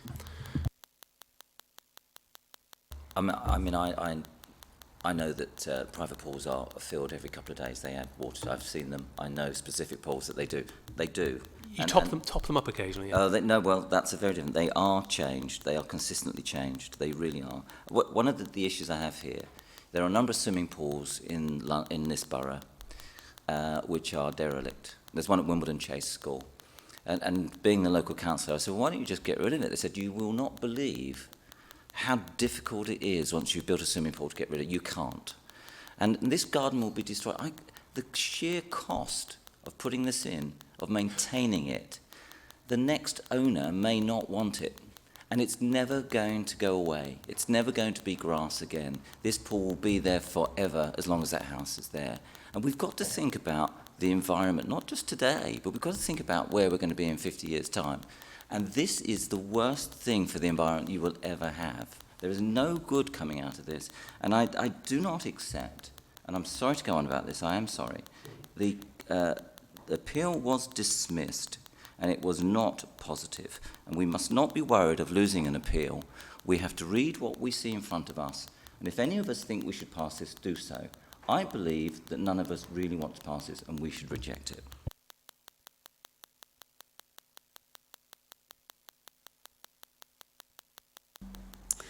Chair, my main concern is the flooding. And of course, also the neighbors, as the concern. And there's a lot of water. And at the end of the day, we have to consider the neighbors, the people who live next door. And not only, as our colleague says, not for now, maybe for years to come, what's going to happen, what the outcome will be. So these are some of the things we need to look at. Thank you, Chair. I think I agree with your earlier sentiments. I think we're all uncomfortable with the size of the swimming pool, but when it comes to being policy compliant, I think this is. If we look at DMD2, the two main points are that it's less than 50% of the garden and that it has sort of 1 metre of permeable soil. It has both of those things. And while we're sort of unhappy with the size of it, given the size of the garden, fundamentally it is policy compliant.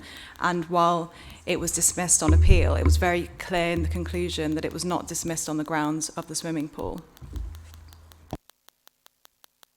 I'm going to have to put this to the vote, I think. So let me look at the recommendation. To grant permission subject to conditions. Those in favour, please show. 1, 2, 3. Those against? 1, 2, 3, 4, 5. Okay, now you have to have a reason on this. I'm sure residents. Two reasons come from the last report that we did last year on this. The size of the proposed basement is disproportionate to the size of the house. That hasn't changed. And the proposal represents overdevelopment as conservation area. And the other one was the size of the proposed basement is too large and is unneighbourly. But that's the same as the first one. So those two, anyway. Yes, I mean, in terms of if you want to use that reason, it's the same as the last time, but obviously we can't use the rear extension because clearly that's no longer there to the same extent. So it would be the similar lines in terms of the basement. I'm also just removing the concerned words. about the flooding, the liability to create a floodplain in some ways. And Well, again, we've had professional input on that. We've got the reports as part of the application. The inspector didn't raise that as an issue. I would, if it was to be appealed, then we'd have to investigate all those aspects and with the expense of the reports from our side and the applicants, and the risk of cost has already been mentioned, and that would be exacerbated. Then the application, the recommendation is not successful. Sorry, Chair, can we add the minimum, doesn't minimise water use as a ground? So, can we use the policy about minimising water use as part of the grounds for rejecting? In my view, I don't think so. In terms of how people lead their lives, whilst it's quite a lot of, as I said, water in the pool initially. It's a topping up process after that. So in terms of the continual use of the pool, it's not going to use a significant amount of water necessarily. Well, there we are. We now move on to agenda item 12, which is the Old Rutlishians Association Sports Ground. Yeah, I'm very sorry. I didn't realise that my son is a member here, so I transact with these people, so I mustn't take part in this one. Okay, as you see from the papers, the application is for the installation of new cricket nets to replace existing ones in a new location, erection of a new storage shed, and the erection of mesh wire fencing along the western and eastern boundaries to a height of 1.8 metres. I'll just quickly take you through some photographs of the area. The nets have been erected, so you can actually see them through the photographs, and you'll see them from this particular view, and a little bit closer to this at the end of the close. If I can just draw your attention to the neighbours' houses that you've seen objections to the application. Obviously you have one neighbour here, that's the proximity to the nets, and the other side of the cul-de-sac, obviously there's other residential properties there. Just on that photograph, you'll also see in some of the correspondence about this extra opaque netting that's been put in there. Residents have taken exception to that because it's more visible than the actual nets itself. So I just thought I'd show you while we had that photograph. There's a few more coming up in a second of that. So here you can see the netting themselves. It's typical cricket netting for a tennis club. Sorry, a cricket club. Originally, planning permission was granted for this. For the nets themselves, it was in a slightly different location, 6 metres further north. This application pulls them 6 metres further south, and it also adds the storage and the mesh fencing around the site as well. So again, you can see the height of the nets themselves, about 4 metres, and these are those barriers that are to stop one batsman being interfered by another in terms of visually when they're actually practicing the batting. Or a batswoman, quite right. So there you can see the extent of it. And again, I'd note the proximity to the neighbouring properties. The nets themselves, we'll come on to in a minute, were previously located up further north in this area of the development, close by but not in the exact same location. So again, some more photographs there showing the proximity to the neighbouring properties. And in terms of the site plan, you'll see the nets, that's the close there we were looking at. The nets themselves have been moved slightly further south. That's the extent of the net. So that's the previous, that was granted planning permission in 2018, and that's what the proposed now. In other words, it's moving that 6 metres further south. So the exact same proposal in terms of the nets, but the additional storage container and the mesh wiring around the property. Just while we're on the mesh fencing, the officers obviously don't consider that significant in terms of its impact. It's see-through. It would blend quite nicely with the hedging that's already around the property, so it's not considered to be a significant issue. So you can see that fencing to the front, the east and the west of the site, and there's the storage shed, and there are the nets there. And just a few more representations of the nets themselves. You'll see in the documentation, residents have raised issues with the use of the nets, the noise, etc., and the timing of the nets. It's an existing sports use, so therefore there are no controls over the use of the site.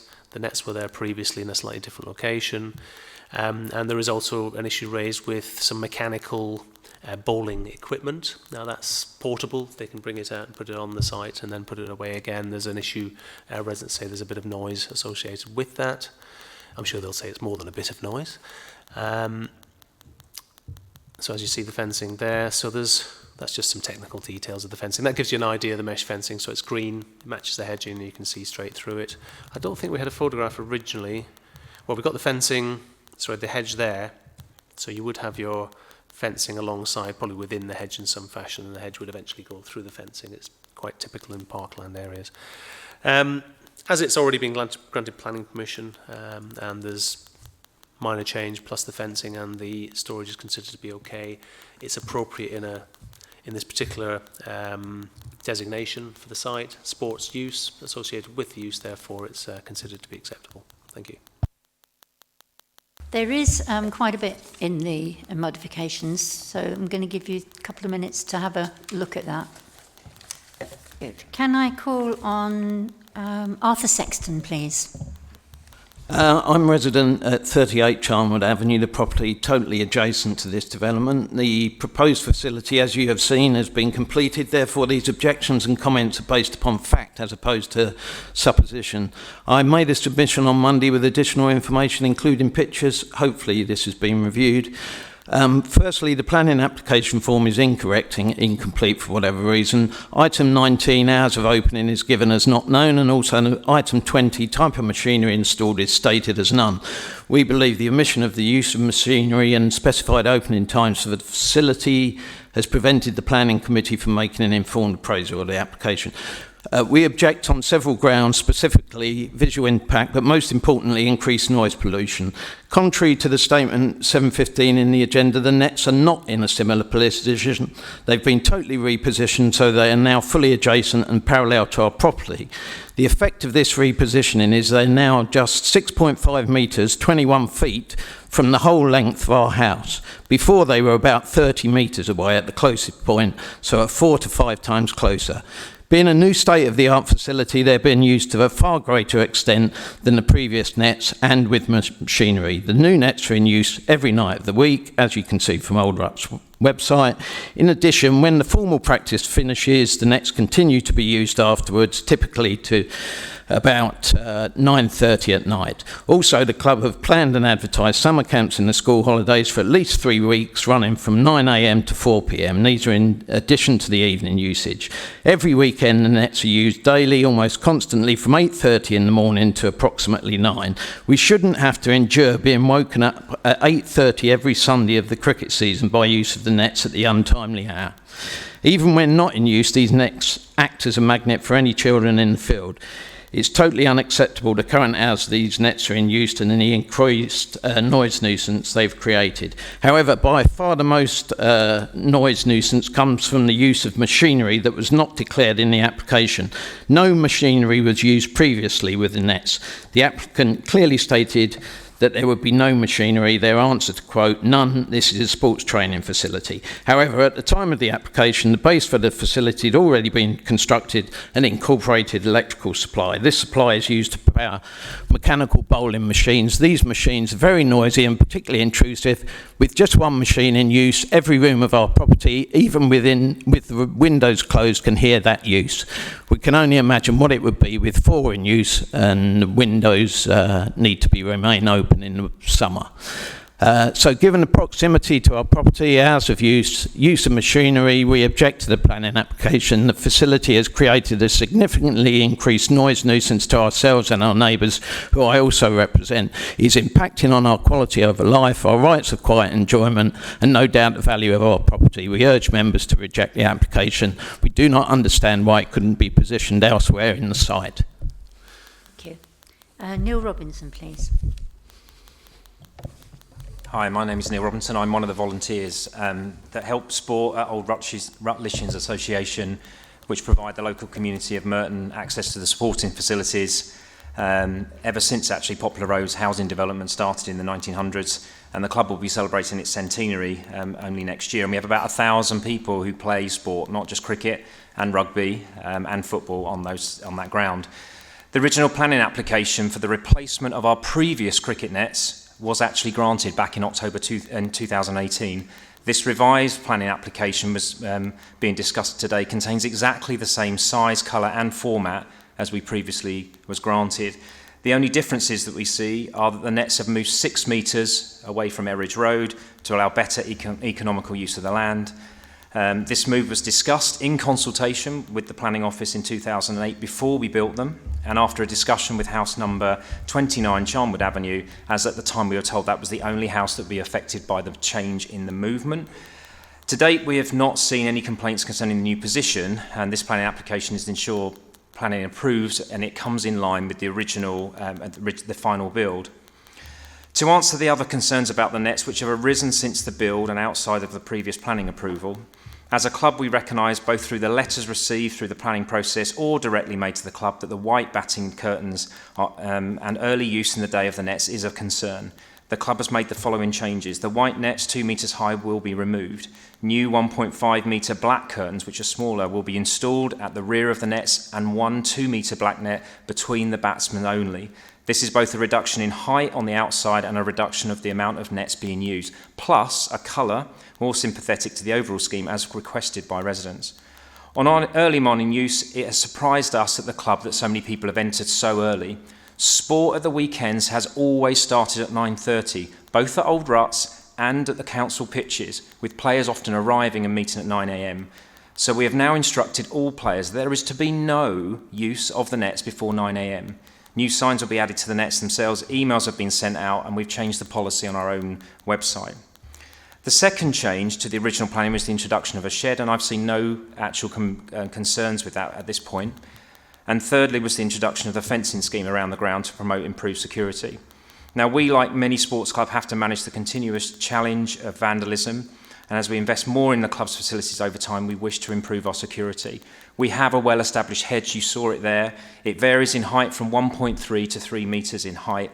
We want that hedge to grow, but in some cases that hedge has got serious damage, and we believe we should be doing a combination of fencing and hedge growth, and in the end the hedge will be the thing that dominates.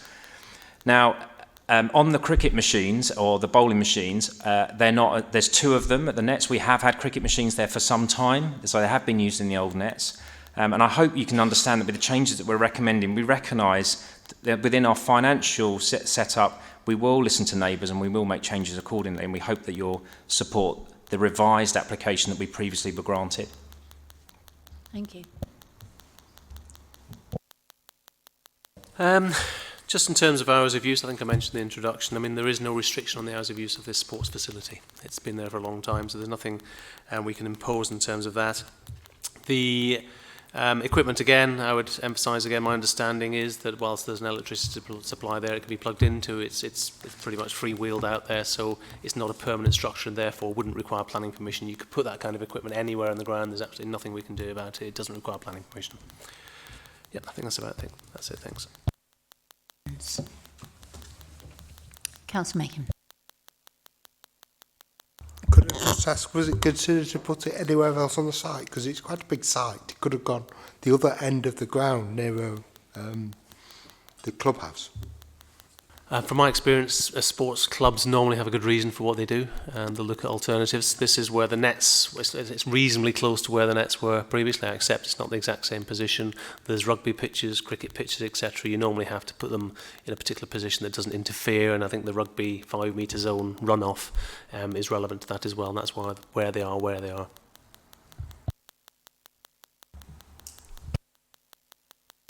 A question really about hours of use. Looking at that photograph on the screen, it almost appears this is some kind of floodlighting, and I'm just wondering whether the facilities are used after dusk. Yes, the photograph's a little bit deceptive. Those you'll see they're actually pointing in towards the pitches. It's not for the netting. I did have a look at this myself to see if there was anything associated. If you look at the other photographs, it's a street lamp obviously, but you won't see you won't see any of the lighting within there. So it's clearly, in terms of use, it's restricted by the amount of light it can actually. Again, you can't even see, that's the same end, you can't even see the lighting, which I presume is down here somewhere. So there's the lighting there pointing towards the centre of the pitch. So clearly, it's not going to benefit the nets in any particular fashion. Here you. Can only be used when it's light, really. Yeah.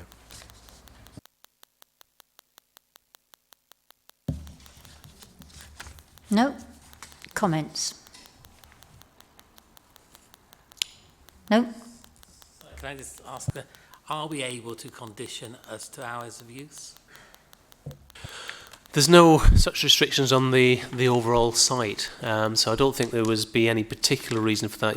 As you say, it's restricted at any event by light, so clearly in the winter it's very restricted.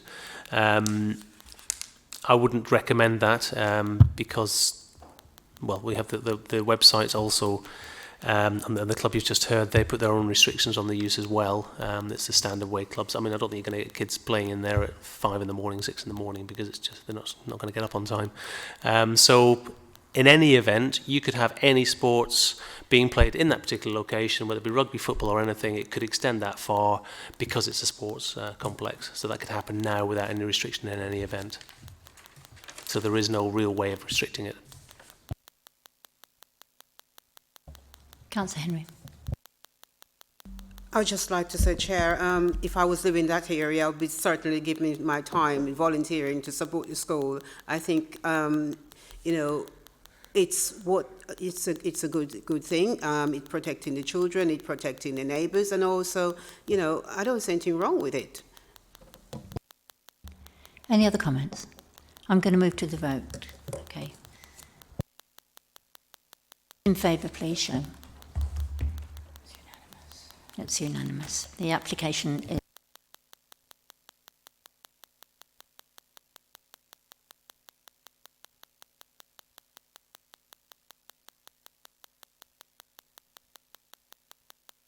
agenda item 5. This is 13 to 24 Allwyn Mansions. We don't have any speakers for any of the items that follow, but we do have 2 councillors present who will be speaking on the next 2 items, but we have no objectors and agents present to discuss this. We may have that agent present, but we don't have objectors for the agent to respond to. So 13 to 20, yeah, you can go get Councillor D.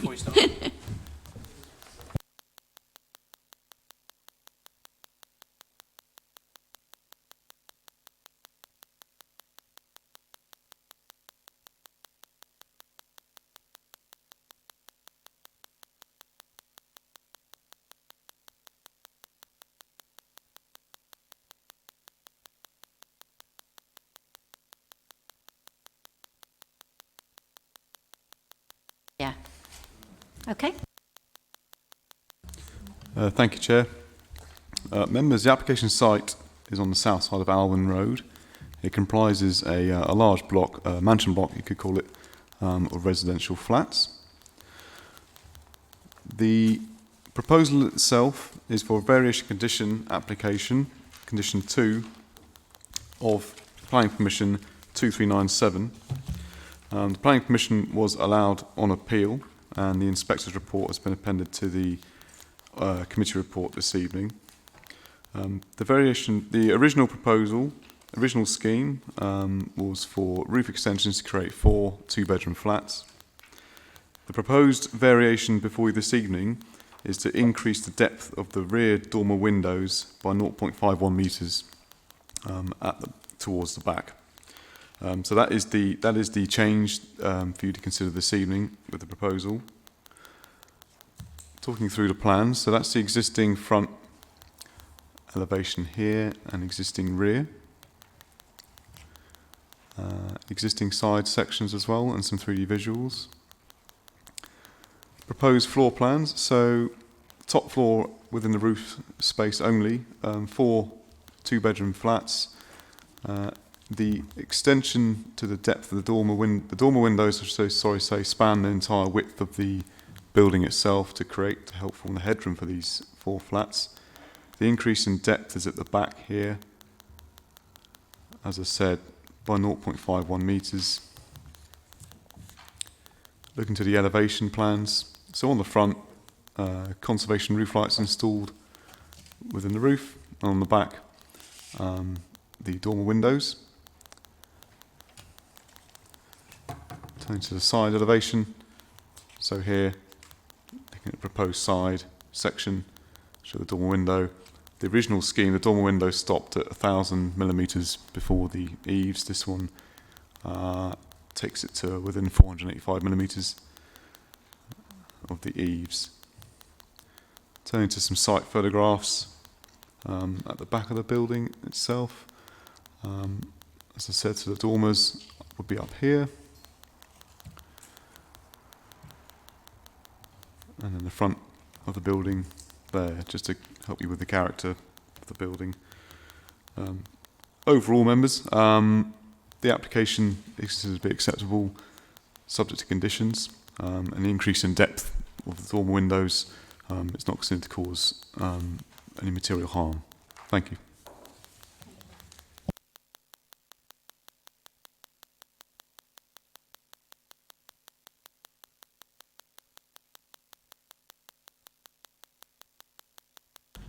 Thank you, Chair and Committee. I have been asked by residents of Alwyn Mansions, Alwyn Road and Compton Road to read out a statement on their behalf to object to this planning application. The main issue is the fact that the applicant is seeking to combine 2 plans which will result in a raised roof, larger properties, greater overlooking and a detrimental effect to the look and feel of the beautiful Victorian mansion blocks. We feel strongly that the combination of raising of the roof and the larger dormers creates excessive bulk and mass and creates dangerous precedents for our lovely residential roads and hillside. The fact that the applicant is cherry-picking aspects of both the approved plans to create something which probably would have been refused initially also sets a worrying precedent. Just because 2 separate and different plans were approved doesn't mean a combination of them should be. Plans should be viewed as a whole, and we think this newly created plan should be a separate planning application. Further, the inconsistencies between the inspector's appeal and the planning documents are concerning. It appears that the inspector approved the planning on the basis that the roof would not be raised and that the properties would have 1 bedroom each. With the new planning, the properties will be larger 2-bed flats and the roof will be raised. We don't think that the council can move forward with this until the inconsistencies are corrected. Finally, the larger properties compound all previous issues, such as the fact that there are inadequate rubbish facilities for current residents, let alone new ones, noise, reduction in amenity, less light, etc.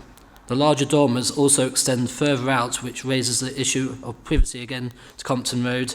And one other resident emailed me at 7 o'clock tonight to say, referring to point 12 of the appeal document, it states, the level of development proposed in both appeals will not result in a higher ridge line than existing property. Therefore, the inspector does not consider that there will be a material loss of daylight. However, as this proposal being discussed does increase the height of the ridge line, and due to the squared off dormers to the rear, it will bring a ridge line a number of metres closer and higher to the properties on Compton Road, and there will be a loss of sunlight both due to the height increase and the closer proximity of this raised ridge line overlooking Compton. Clearly then the views of the appeal inspector and the document are not relevant to this proposal due to that increased height. Photographic evidence submitted during the appeal of sunset and sunlight over Alwyn Road looking towards Compton Road shows issues with this. The sunlight is already diminished due to the height of the flats. Adding another storey would make this even worse and affect the amenity of the residents on Compton Road. So the residents are asking if you could refuse this tonight on those grounds. Thank you very much. Do you want to say anything? Questions? Can I confirm that essentially this application is identical to 17P2396, which has already been approved other than the size of the bedrooms? In all other aspects, it's exactly the same. Thank you. Yes, so 17P2396 was for, yeah, 4 one-bedroom flats. The flats under Scheme 1, the dormer windows were in the same position in depth as to what's being proposed this evening. So yeah, in terms of the outlook at the back, it's identical. So just to add that the only point of contention here in this particular application is around the depth of the dormers, but actually in a previous application we've already approved the depth of the dormers for a different set of buildings. So actually there's not very much difference between the two. So under Scheme 1, the depth of the dormers were identical to this, but they weren't raising the ridge height, whereas Scheme 2 was raising the ridge height, but the depth of the dormers were reduced. So the current proposal before you is to extend the dormers by 0.51 metres further deeper under Scheme 2, which Scheme 2 also had the increase in ridge height. We're talking about a very small difference here. Councillor Crowe. I was just wanting to clarify, under the scheme that we are considering this evening, how much higher is the ridge height, please? So the ridge height is actually the same as what was already approved at planning appeal under the inspector's report. It's just the depth of the dormers are going further back by 0.51 metres. Half a metre. Depth is half a metre deep. Any comments? Can we move to the vote then? Those in favour of this recommendation, please show. Sorry. Yep.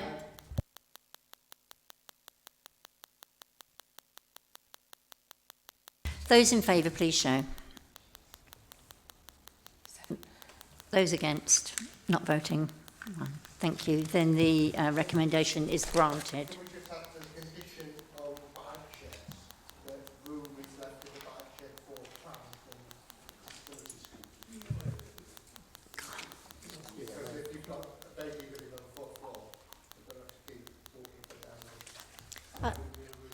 I think that's something you should have raised as a question before we made a decision. Sorry, Councillor Macon, but I think we've moved on. Okay, 5 Highbury Road. This is tree protection preservation order, isn't it?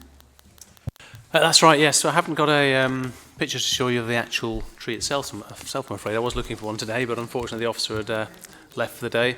The report makes it very clear that these particular trees are worthy of retention. The officer's been through the evidence that's been submitted. They have interrogated that evidence and come to the conclusion that it isn't substantial enough to warrant removal of the trees themselves. Therefore, members are asked to confirm the tree preservation order.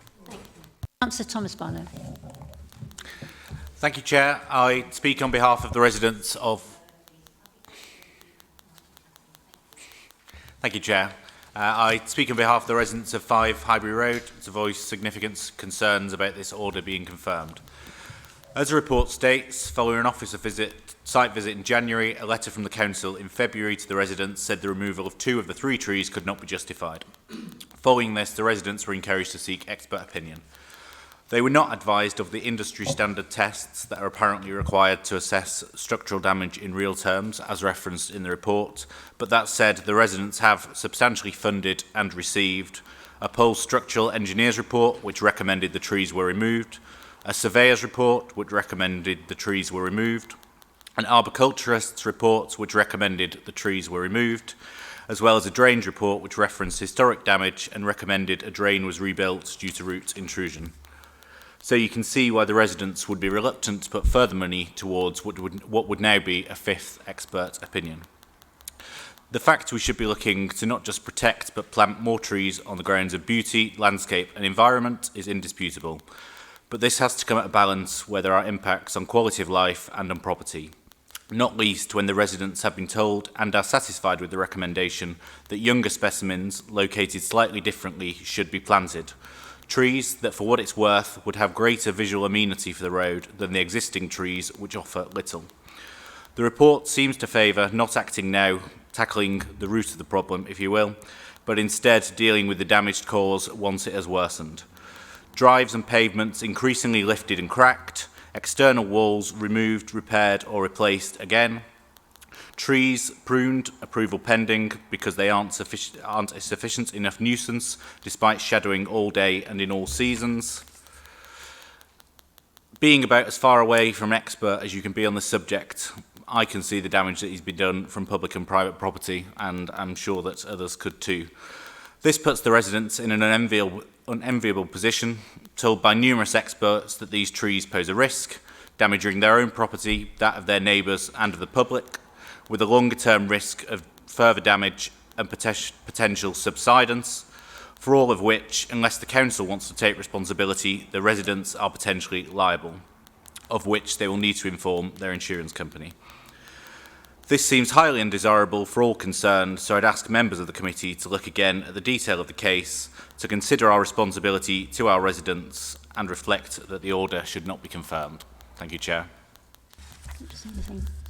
Yeah, just briefly, I mean, I work very closely with the tree officers, and they don't take these issues lightly, and we do allow for trees to be removed quite often, actually, more often than you might think, when there are absolutely displayed evidence of significant damage.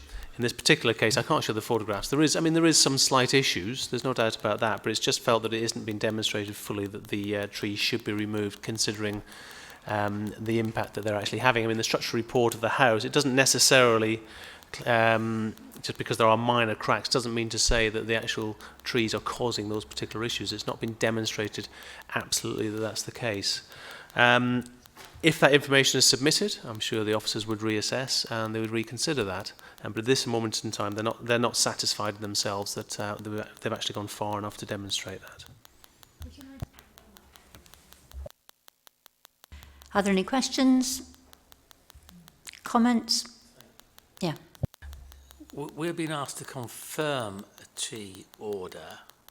If we reject or do not confirm, does that mean that the tree can be taken down without further reference to tree officers or other council officers?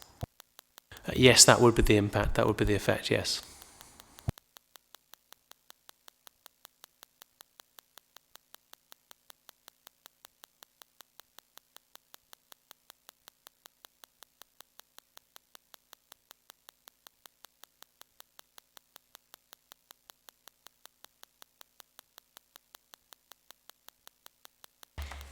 I'm now proposing we take a short break. Land to the rear of 2A Amenity Grove is our next application. Thank you, Chair. The application is for the erection of a two-storey building comprising 3 residential units and associated landscaping and cycle parking. If I can take you through the slides, you'll see the site there. So it's very much a rear site here. This is the front of the site as an existing office building, vacant at the moment, and the car park at the rear is the space that's being used for this particular proposal. The applicants have spent quite a lot of time redesigning and looking at this one to ensure it doesn't impact significantly on the neighbours, and I'll run through that in a second. We've got the office building here, as you can see. There's a prior approval for converting that to residential units, which was granted about 2 years ago. But the actual site itself is basically not seen from public viewpoints. As you can see here, that's the passageway down to the site. That's the back of the clinic, Lambton Road. Again, the back of the clinic. And just on the left-hand side here, you can see fencing there. That's the neighbouring building. So that's the sort of sensitive site. I'll come on to in a minute. We have a rear property along there, but we'll see how the applicants have managed to design the building so it doesn't impact significantly on that particular space. And also there is actually a walkway in between in the properties as well. So in between that fence and that fence is probably about 1.5 metre, 2 metre walkway between the properties. So it's, again, this building's set away from the neighbours. That just shows a little bit more of the backland site there. Again, that's that trellis fencing, so you can see where the neighbour is. And just circling round through the site. This is the other side to the shops. the rear of the shops that you can see there aren't any specific windows, or no residential windows anyway, so it's not quite as sensitive, this particular side.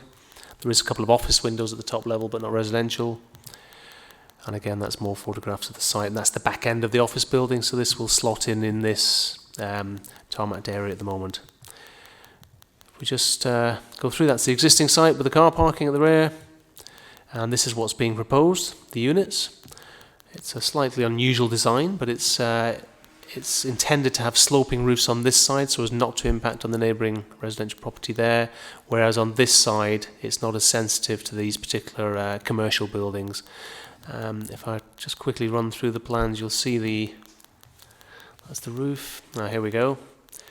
So in terms of, let me go to the next slide actually, impacts on the neighbour, this is the sensitive side to the residential neighbour, and as you can see, it's actually a sloping roof that slopes away. So it starts at sort of fence level height, slightly above, and then slopes away, and it's considered that distance is sufficient to ensure that there isn't significant impact on that neighbour. So if I take that to this particular slide here, you'll see that's the neighbouring residential building, and what they've done is started at that particular level and then sloped the whole building away. So in other words, it's set away, the highest part of the element is set away from the neighbouring properties. Originally they were proposing another story, I believe, earlier on, another iteration. So that's been significantly altered. There's a outside balcony at first floor level, but that's going to be screened. So again, there's no significant overlooking to the neighbours. The report sets out the impacts and considers them all in the round, and overall it's considered that the scheme is considered to be acceptable in this particular case. Thank you. We don't have any speakers to this, so questions please.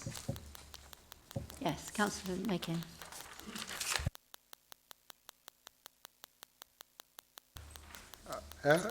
Previously, a long time ago, this site was used as a garage or petrol station in some ways, is what it says on the application anyway. Has it been, is it contaminated land? Because I know it's gone to shop use after that, but it's now gone to residential. It presumably is not contaminated land, but I thought I'd better check. Well, you'd hope when they've done the office development, yes, that would be the case. But having said that, depends on that was. I mean, that's a long time ago. I don't know when that actually was in terms of the petrol pumps. But that was in the forecourt. So the forecourt, I would suggest, probably is where the office building is now. Just a guess. They normally keep it at the front of the sites. It seems to be a very historic situation, and I don't think that's a particular problem in this case. Councillor Crowe. I was wondering, just to inform my question, whether you could go back to some of the photographs looking down between the rows of houses. Yes, that's a good one, back there. It seems to me that the sun at midday must be going straight down between the two rows of houses, because at the moment it's entirely open, that car park at the back of the office block. So when the building goes onto the office block, it's going to block the sun at midday from shining between the backs of the houses. I just wondered if there was a calculation of how much shadow would be cast into the most affected garden, as it were. Obviously that was a concern, and that's why the building's been designed in the fashion it's been designed. If I can take you through to the site layout plan. So that's the north here. So bear in mind you've got quite high buildings here already taking the sun at the south. Obviously during the summer months the sun's going to be very high and there won't be a significant impact in any event. But that sloping roof is there. So these are the neighbouring gardens. Well, it actually starts there. You've got that setback away from the neighbouring boundary by the walkways between the properties, and then you have this sloping roof. So this is actually just, I don't know the exact height, 2.5, 3 metres set away from the neighbours, and then it slopes away. So if we go back to that, here we go here. In terms of any sunlight, if you were to draw a line, say the sun was here, then the sun would have to be about here. And these buildings are taller than that, by the way, a little bit taller. So I would suggest there's very little impact in terms of daylighting and sunlighting to the neighbouring properties. And there has been a report done as part of the application which demonstrates that there isn't a significant impact. So that has been looked at in detail. Any further questions? Councillor Dean. In terms of, is there a need for external space, garden space, etc.? Yes, there is, and the report does discuss that. There is a balcony area. If you go back to it's only minimum space standards required because the size of the units, they're very small. But if we go back to here, you'll see very small gardens here and here. They have patio doors onto those two small gardens. And if we go up a floor, you'll see there's a terrace here, but that is screened, that side and that side, so the terrace won't have any impact on the neighbouring properties there, and it's also set quite away as well. So yes, small accommodation and small gardens associated with it. Councillor. The refuse storage building or whatever, can you point it out and that's for us to see? Yes, as you can see, there's refuse storage as part of the development. Fortunately, this building's owned by both buildings. Well, the car park and the building are owned by the same people, so Waste are quite happy in terms of what's being proposed here. You know, when you go around and see these places, residents always have a problem in disposing of their refuse and the containers provided by the developer. So you're going to make sure that they provide a refuse storage area before they occupy the building, or the building is occupied.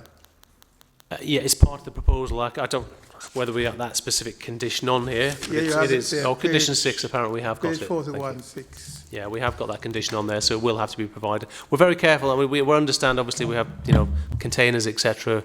All houses use them, so all new bin storage. We've got to be very careful in terms of how we design new developments because it can take up quite a bit of space. No more questions? Yeah. I just think it's an overdevelopment. I think it's too many compromises.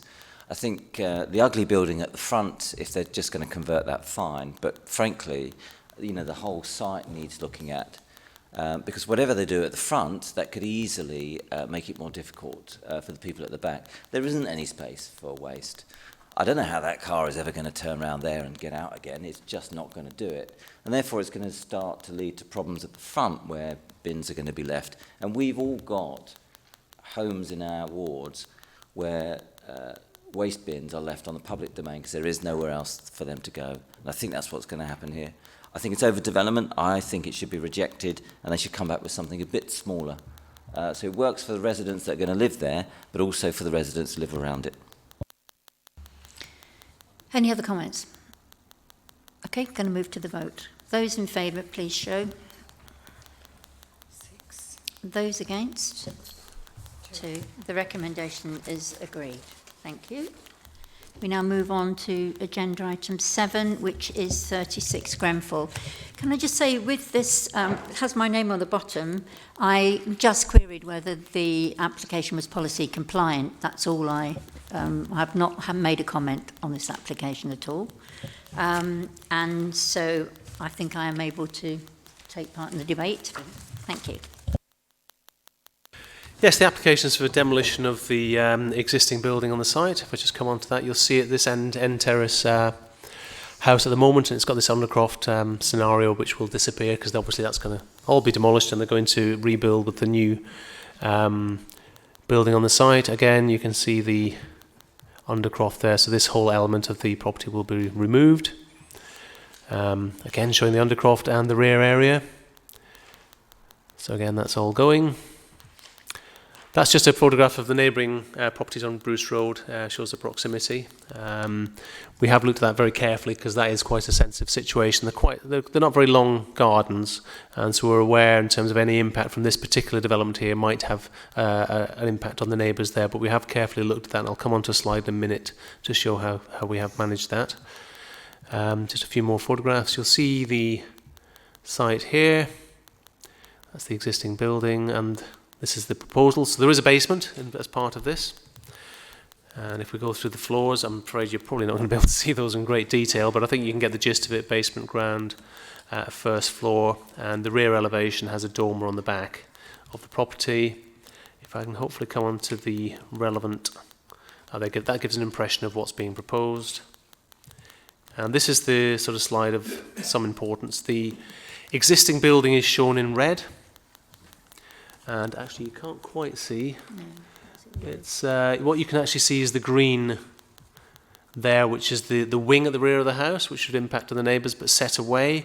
And actually what this slide's meant to show in blue, actually, which hasn't quite come out, there's a small element. It projects only 1 metre further along. Well, actually, no, it's actually, sorry, it's the actual, sorry, my fault. The side elevation is there. So you can see it actually projects about 1 metre further. So that's what extra those gardens will see next door. So we consider that very small projection there not to be significant enough to warrant refusal of the application. I say in all other respects the application is relatively minor in nature and considered to be acceptable. Thank you. Questions?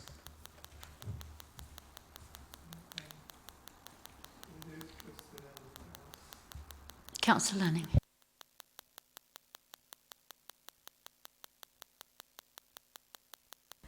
I just wanted to ask about the basement. How much of the property or the garden does it cover?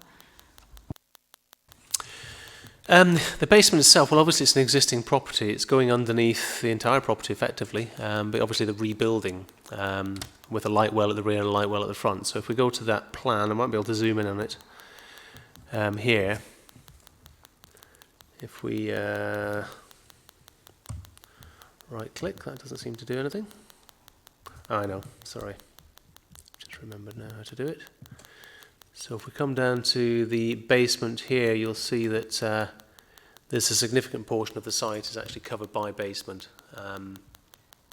But in effect, there wasn't really a rear area in any event. So we do accept this. It's quite a lot of site coverage in terms of basement, but it is a very small site in itself because it hasn't got a very big back garden anyway. Does it cover the back garden as well? Yes, well, it creates a back garden because the back garden effectively becomes a light well, which is technically part of the basement, but actually is open to the elements.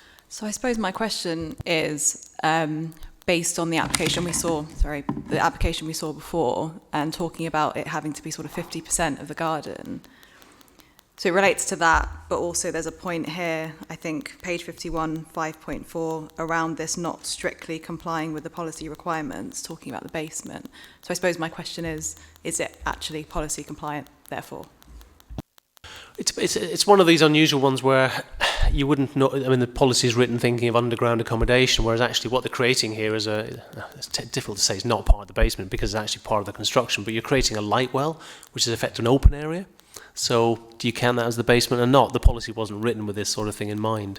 It's open to the elements. It's they'll create a garden down there, no planting of some description. So I think I'd probably say it's creating a garden rather than a basement. So they're sort of retaining the garden that's already there rather than losing it.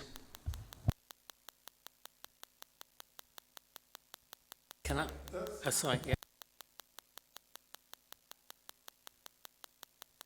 On the basement itself, because on page 52, paragraph 3, you say that no mitigation is proposed for groundwater and further details is required to mitigate against the risk of groundwater, both during dewatering measures or temporary pumping.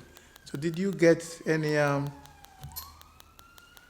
information on that before you approve? Well, there are conditions going to be attached to this particular permission, pre-commencement ones, which will insist on that information being provided. So you're satisfied that, the condition should allow the groundwater problem to be resolved? Yes, we are, yes. Okay. Councillor Crowe. Sorry, back to this kind of basement issue. Is the outside amenity space actually the bottom of the light well? And does that meet the criteria for standard outside amenity space? It does in terms of the report if you go through it because of the size of the units. And yes, it is. It's effectively lowering the garden. I think that's probably the easiest way to put it. So you're keeping the garden, but just lowering it. And then if we go through unit by unit in terms of what's being provided with that and the other balcony space, then it complies with what's required for flats. So it does comply with policy.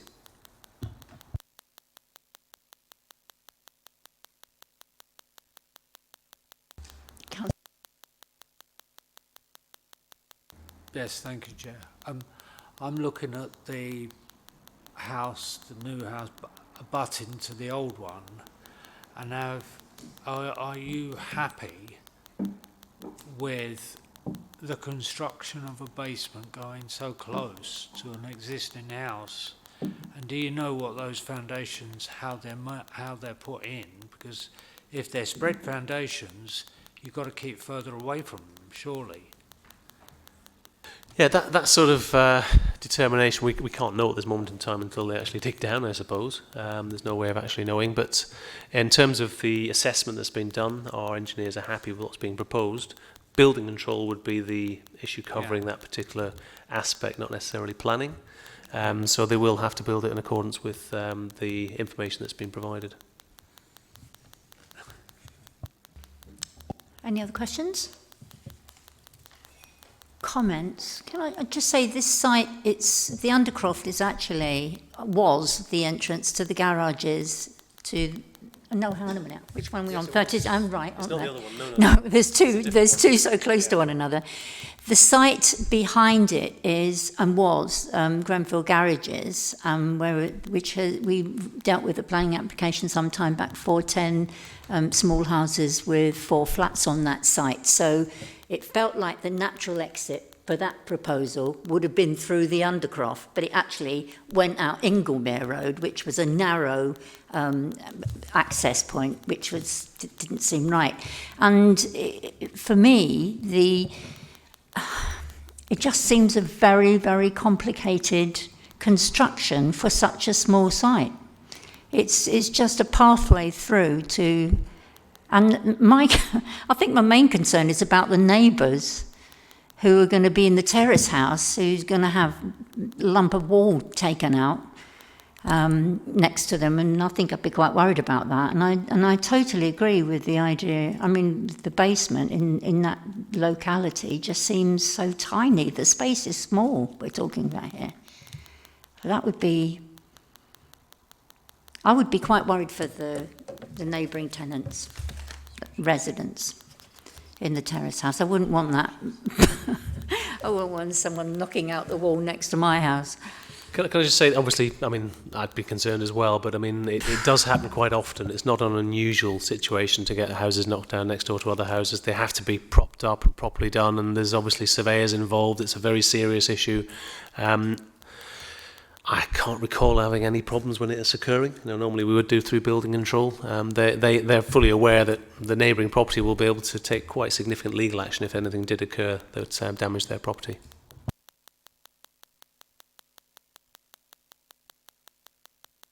Well, I think the area is really densely populated and the houses are not very big. So I think the building control, however, has got to keep an eye on this development. Just don't leave it to them to just, and then you go at the last minute when it's all done. You've got to keep an eye to see that they, follow what's the plan, what they approve, what we're going to approve tonight. Because, it's a populated, and that's an area that you can run too much risk with the water situation, everything that's happening. Just going to say, I mean, it depends whether we are the building control team dealing with it, because there is a competitive situation, so it may be a private approved inspector. But just to give you an indication, in terms of last week, actually, on Woodside Road, we had a phone call from a concerned resident for a basement that was being built next door to a property, and we went down to the site and managed to persuade them that they'd already started digging out, and we got them to fill it back in again before they started moving any further. So they're going to have to rethink how they're doing that particular scheme.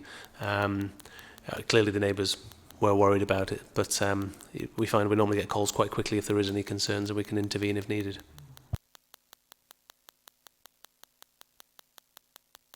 Yes, hang on.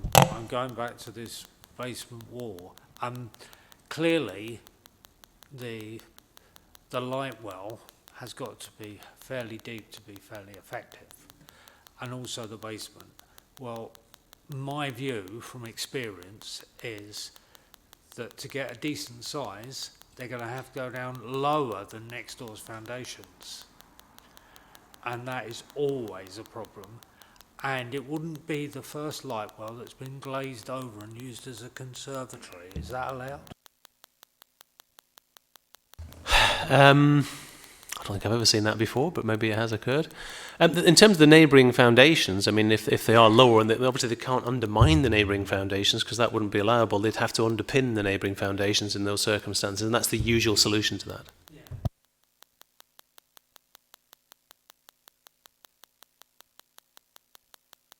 Well, no, I mean, they...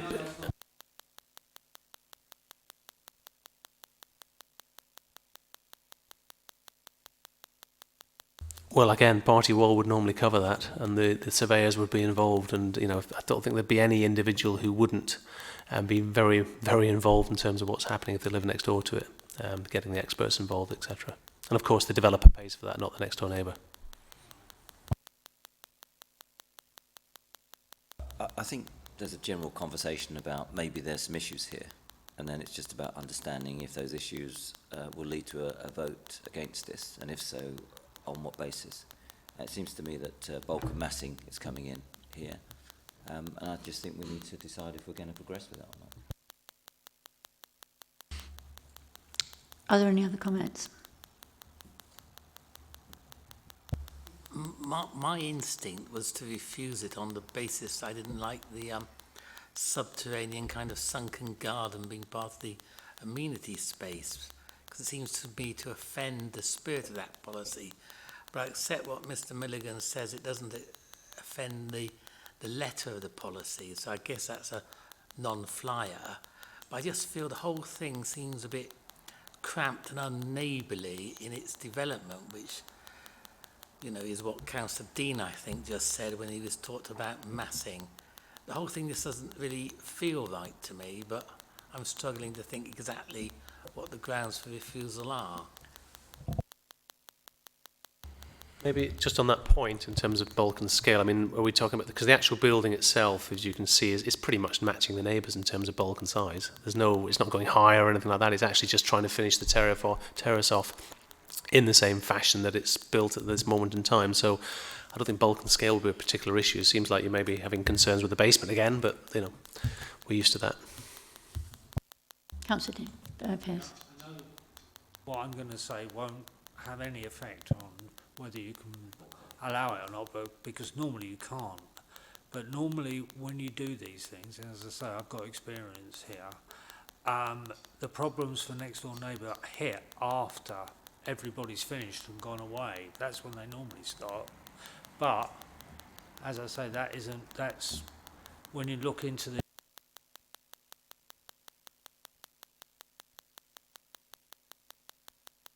Just on that point, just to confirm, I mean, if you've got experience of it, you'll know that the surveyors they'll do a survey of the neighbouring property, they'll put measurements on if necessary, and if things do come up in the next 2-3 years afterwards, they can come back to them and actually get them to fix it. So Henry.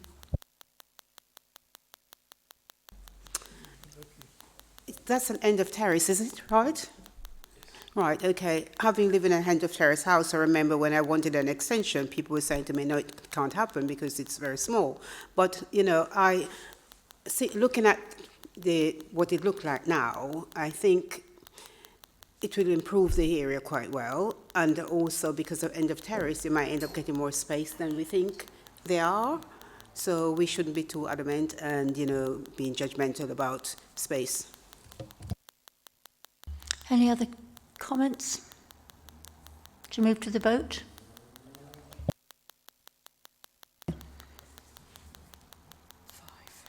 Those against? And not voting? Then the application is approved. We now move on to, look at my sheet here, agenda item 9, which is garages, again, Graveney Ward, to the 38 Inglemere.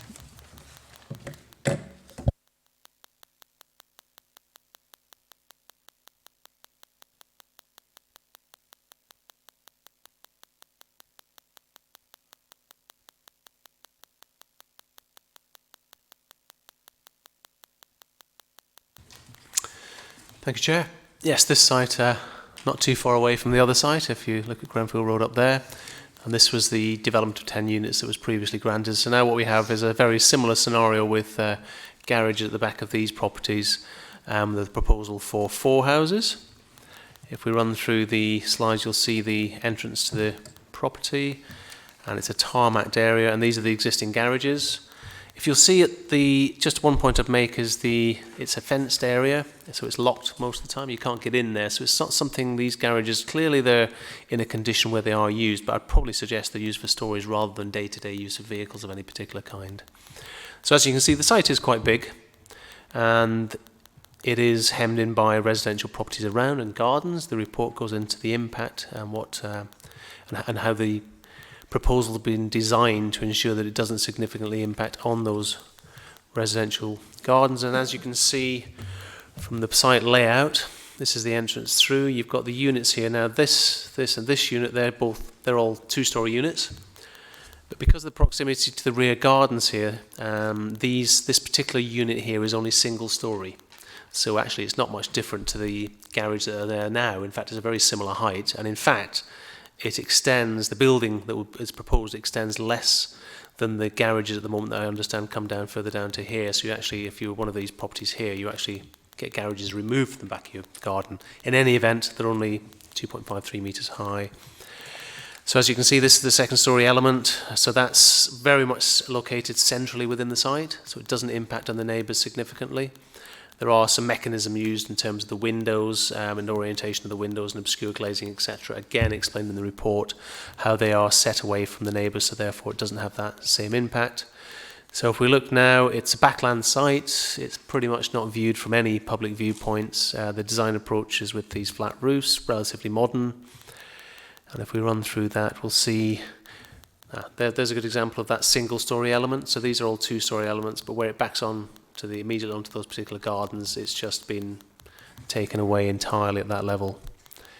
So that's the actual view that those nearest gardens will see. So again, there are no windows in any of those elevations, and that element is set a good 4 or 5 metres further away. So officers consider it's been well designed. It has sufficient car parking spaces. It doesn't impact significantly on the neighbours. There's no basement. So it's considered to be acceptable in this particular case. Thank you. Thank you. Questions? Councillor Pearce. I assume that the gap between the 2 houses where the alley gate is going to be its only entrance in and out. Is that right?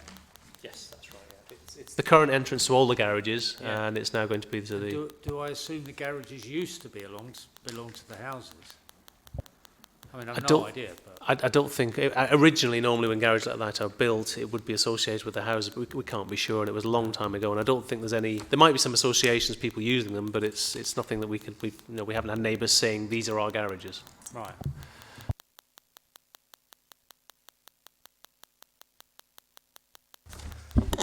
Apart from... are the garages used as garages, or...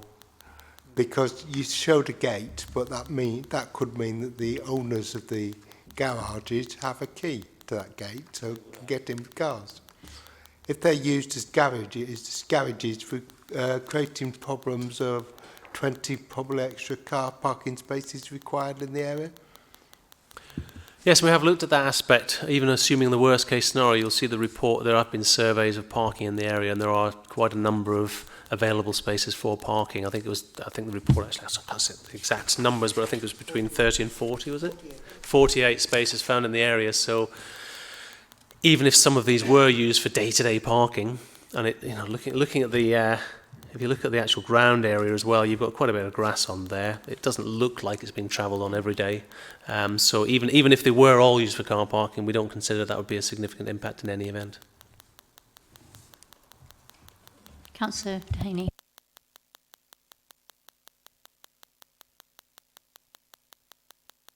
You mentioned something here about angled privacy screens.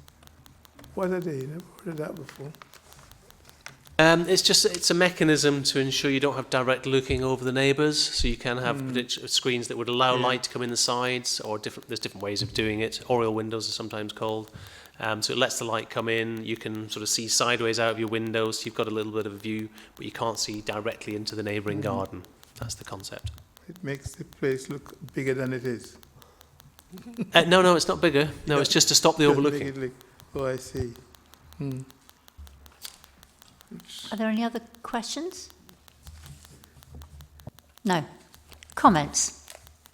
For the first time ever, I'm going to say the developer has not been selfish, has been reasonable, has understood the neighbours, and I would support it if everybody else does. I'll never say that again.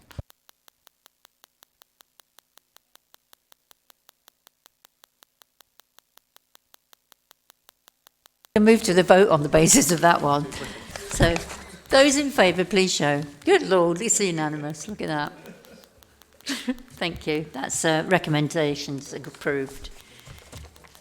We now move on to plots A, B, C, 3 Lincoln Avenue.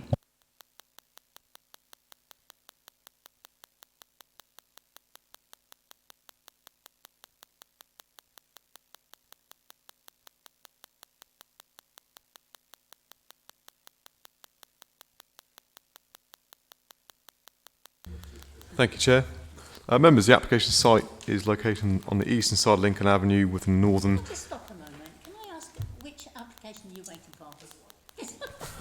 All right. I was going to say, because it wasn't, I'd move it up. Okay. Located in the northern area of Wimbledon Village. It currently comprises a construction site following the implementation of the previous planning permission for 3 dwellings on the site. The site surroundings is largely residential, with a mixture of largely detached residential properties. Proposal itself is for 3 detached dwellings on the site. The dwellings would be of a modern design, but with use of traditional materials. So external materials would comprise facing brick, indicated to be metal roof and dark grey finish and dark grey frame windows. Each dwelling would be similar in appearance to and scale to each other. Accommodation would be over 4 floors, including a basement, and off-street parking would be provided at the front of each dwelling. So talking you through the plans, members, so there's the 1 dwelling used to occupy the site. Planning permission was granted under 2016 reference number in your agenda for 3. This proposal is for 3 houses of different design, but in similar position on site. Talking you through the plans, this is the proposed basement plan for each property. So it's a row of 3 houses. You'll see the basement floor as a build is would be done under 1.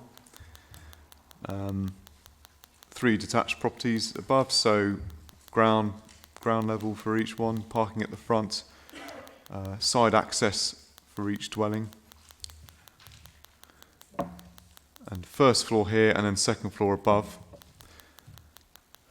Roof plan, so the roof's proposed largely flat roof with the exception of the main roof itself with a slight pitch on it, which you'll see on the elevations here. So this is the proposed, that's the rear, front elevation, street scene drawing up here. To the right hand side you'll note there's a dwelling of similar design that's been constructed under permission. Then these 3 dwellings here proposed. At the rear you'll note that they're proposing second floor within this scheme. Under the previous permission there was a second floor within the scheme within the roof void. The main difference is that the previous permission had Velux windows within the roof, whereas this one has normal windows, you could say, within the roof. The side elevations, so this will already be facing brickwork. There is tree planting as part of the scheme, so at the back of the gardens there'll be later lawn at the back with additional tree planting to the boundaries. And that's just putting it into a bit of context. You should note that the below plan here, there is a house here which isn't on that plan.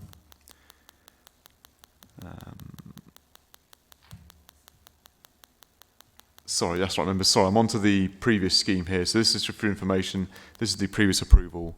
So as you can see, 3 detached dwellings, largely you could say a bit more traditional in their design, but that's just for your information. Turn to some pictures. as I said, the site is a construction site, so we've actually got some pictures of the surrounding area. So these are two new properties recently constructed southeast of the site. These type of houses are opposite. That's the site itself. That's the modern home just recently built to the right of the site as on the street scene drawing. These are houses opposite to the west.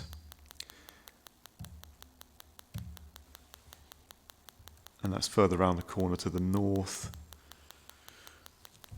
So members, I can draw your attention to the update sheet.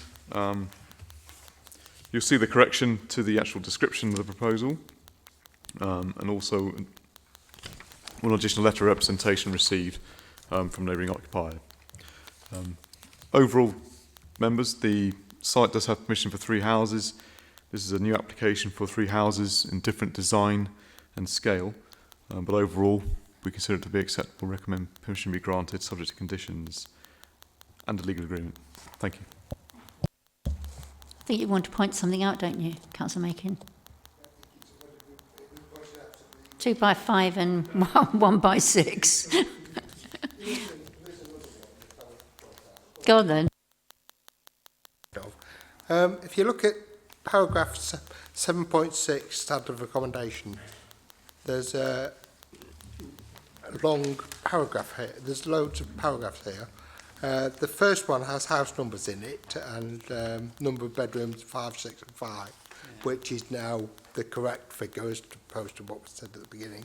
On the last paragraph on this page, it starts with, it might be a completely different thing, but I thought you could explain it anyway. It says, if you turn over, it says the first house, 8 persons, the second house, 10 persons, and the third house, 8 persons. Those numbers don't agree with the numbers on that table.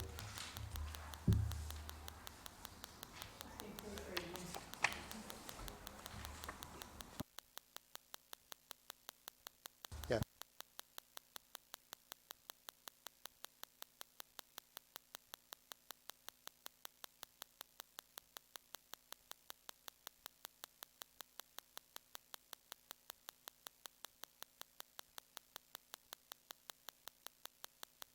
There are corrections to be made there. Yes.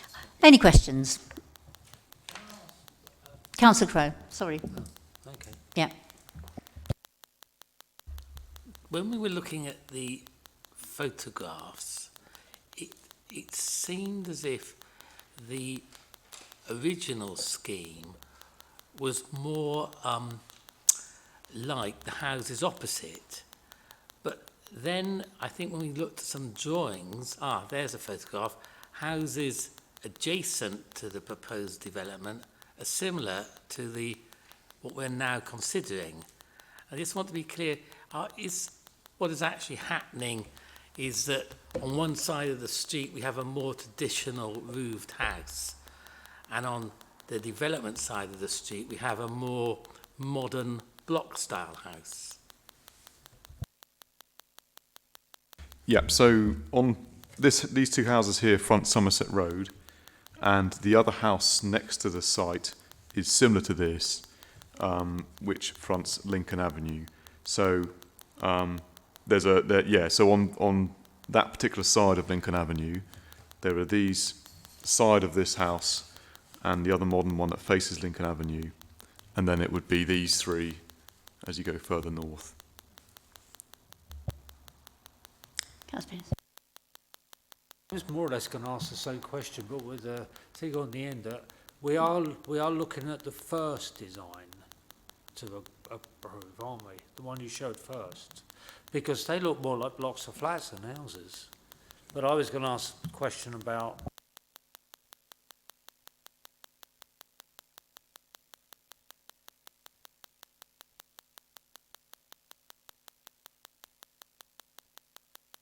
Councillor Henry, did you have a comment? I hope this is appropriate.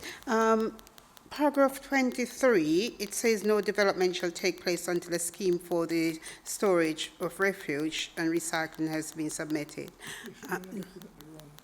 What? I hope I haven't got the wrong one. Have I? Sorry. Have I? Hang on a minute.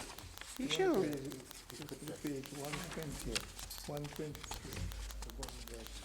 Yeah, 139. 123. Oh, sorry, questions sorry. while you- Sorry. Do apologise.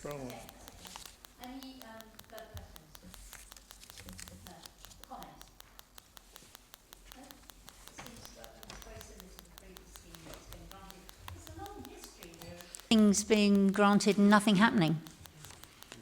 Like to have an application to 2016 and it's sitting there and now here we go again. maybe they'll build it this time. So those in favour, can we please show? That's Lincoln, isn't it? Those against? Not voting. Thank you. Then the application is approved. So we now move on to 72 South Down Road, Rains Park.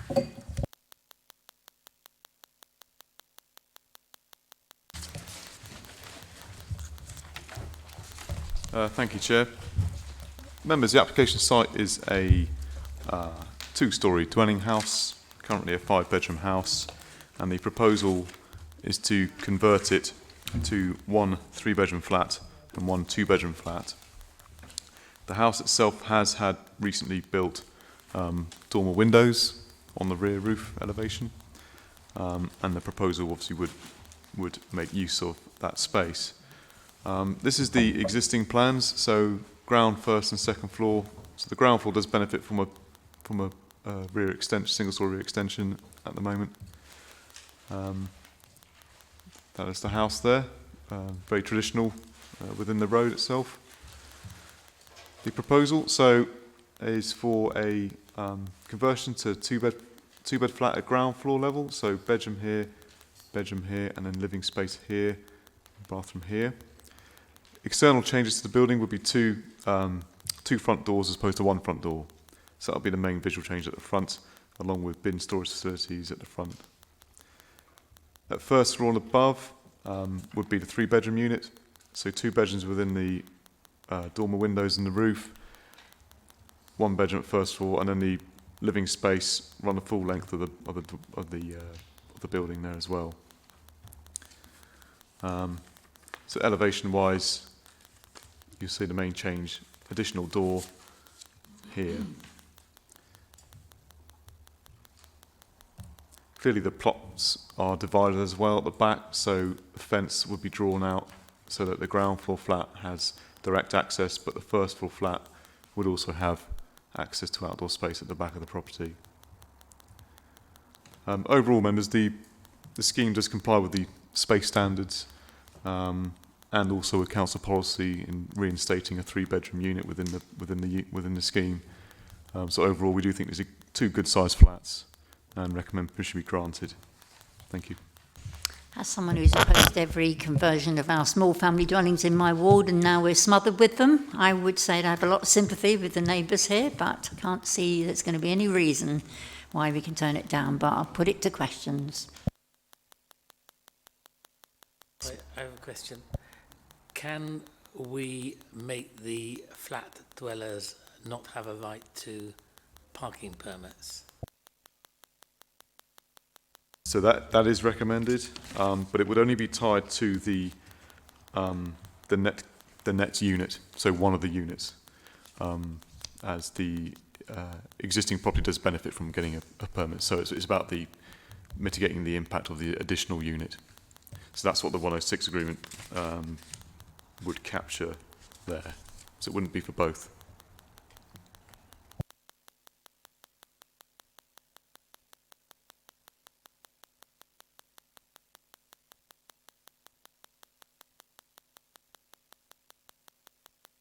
Can I ask colleagues whether they support the idea of a limit on the...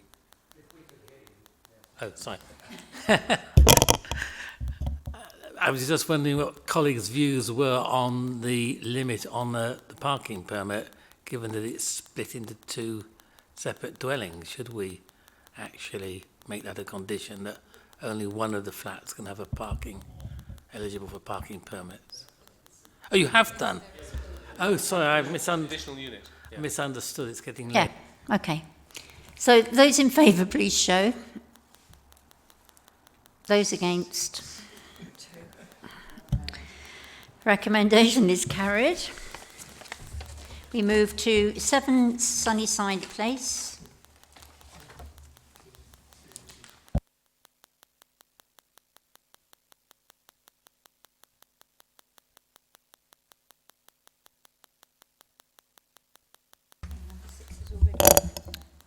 Yeah, members, the application site at 7 Sunnyside Place on the south side of Sunnyside within Wimbledon comprises one out of a row of terrace dwelling houses set over 3 floors. The proposal itself is for extensions and alterations to the host dwelling, including a 3-storey rear extension here, ground floor rear extension, which is the darker line, conversion of garage to habitable accommodation, infill front porch, and installation of new balustrades to the front terrace. Talking you through the plans. So, proposed ground floor extension, you can see marked here, comes out 3.8 metres. At first floor and above, the rear extension is actually stepped in from the boundary by 0.5 metre and has a depth of 1.95 metres. You'll note to the top that the depth of the first floor and above extension matches the depth of the neighbouring one done. You'll see that in my site pictures when we get to them. This is the terrace at the front, so some new balustrades here. And top floor. At the rear, the design of it, the proposed extension is to match the neighbouring one here on the left. The garage conversion, we're replacing the garage doors with 2 long glazed window doors, and the single story extensions, flat roof design. Side elevations, so proposals here, that's showing the neighbouring one in the background, and then the terrace at the front. So into site pictures. So this is the application site. On my left, you can see what has been allowed next door. So the proposal at first floor level and above would match that in terms of depth and design. That you'll see it has been that stepped in from the boundary, and we'd asked for that under this application. So we did get amended plans. It originally was submitted on the boundary here, but we actually asked them to step it in to make it acceptable as beyond ground floor. Clearly, it's a tall structure, so to mitigate the impacts on the adjoining neighbour to the right-hand side. That's its design there.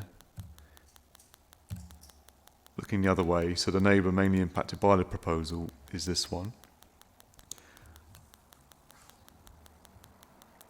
At the front, you'll see some people have sought to modernise, or I guess modernise these terrace properties. So some people have he's put some larch cladding here on where this garage used to be. This is the site here, and then here next door as well. So overall, members, having looked at it, we can think it's acceptable, subject to conditions. Thank you. Precedent's been set at number 6. So, any questions? Any comments? Shall we agree the recommendation? Those in favour, please show. That's it, unanimous, that's agreed. And now we've got to note the planning appeal decisions. We've had 1, 2, 3, 4 allowed, and what is it, 5? 5 allowed. Wow, have we been out allowed?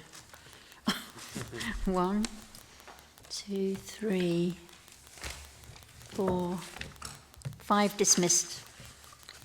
And 5 allowed.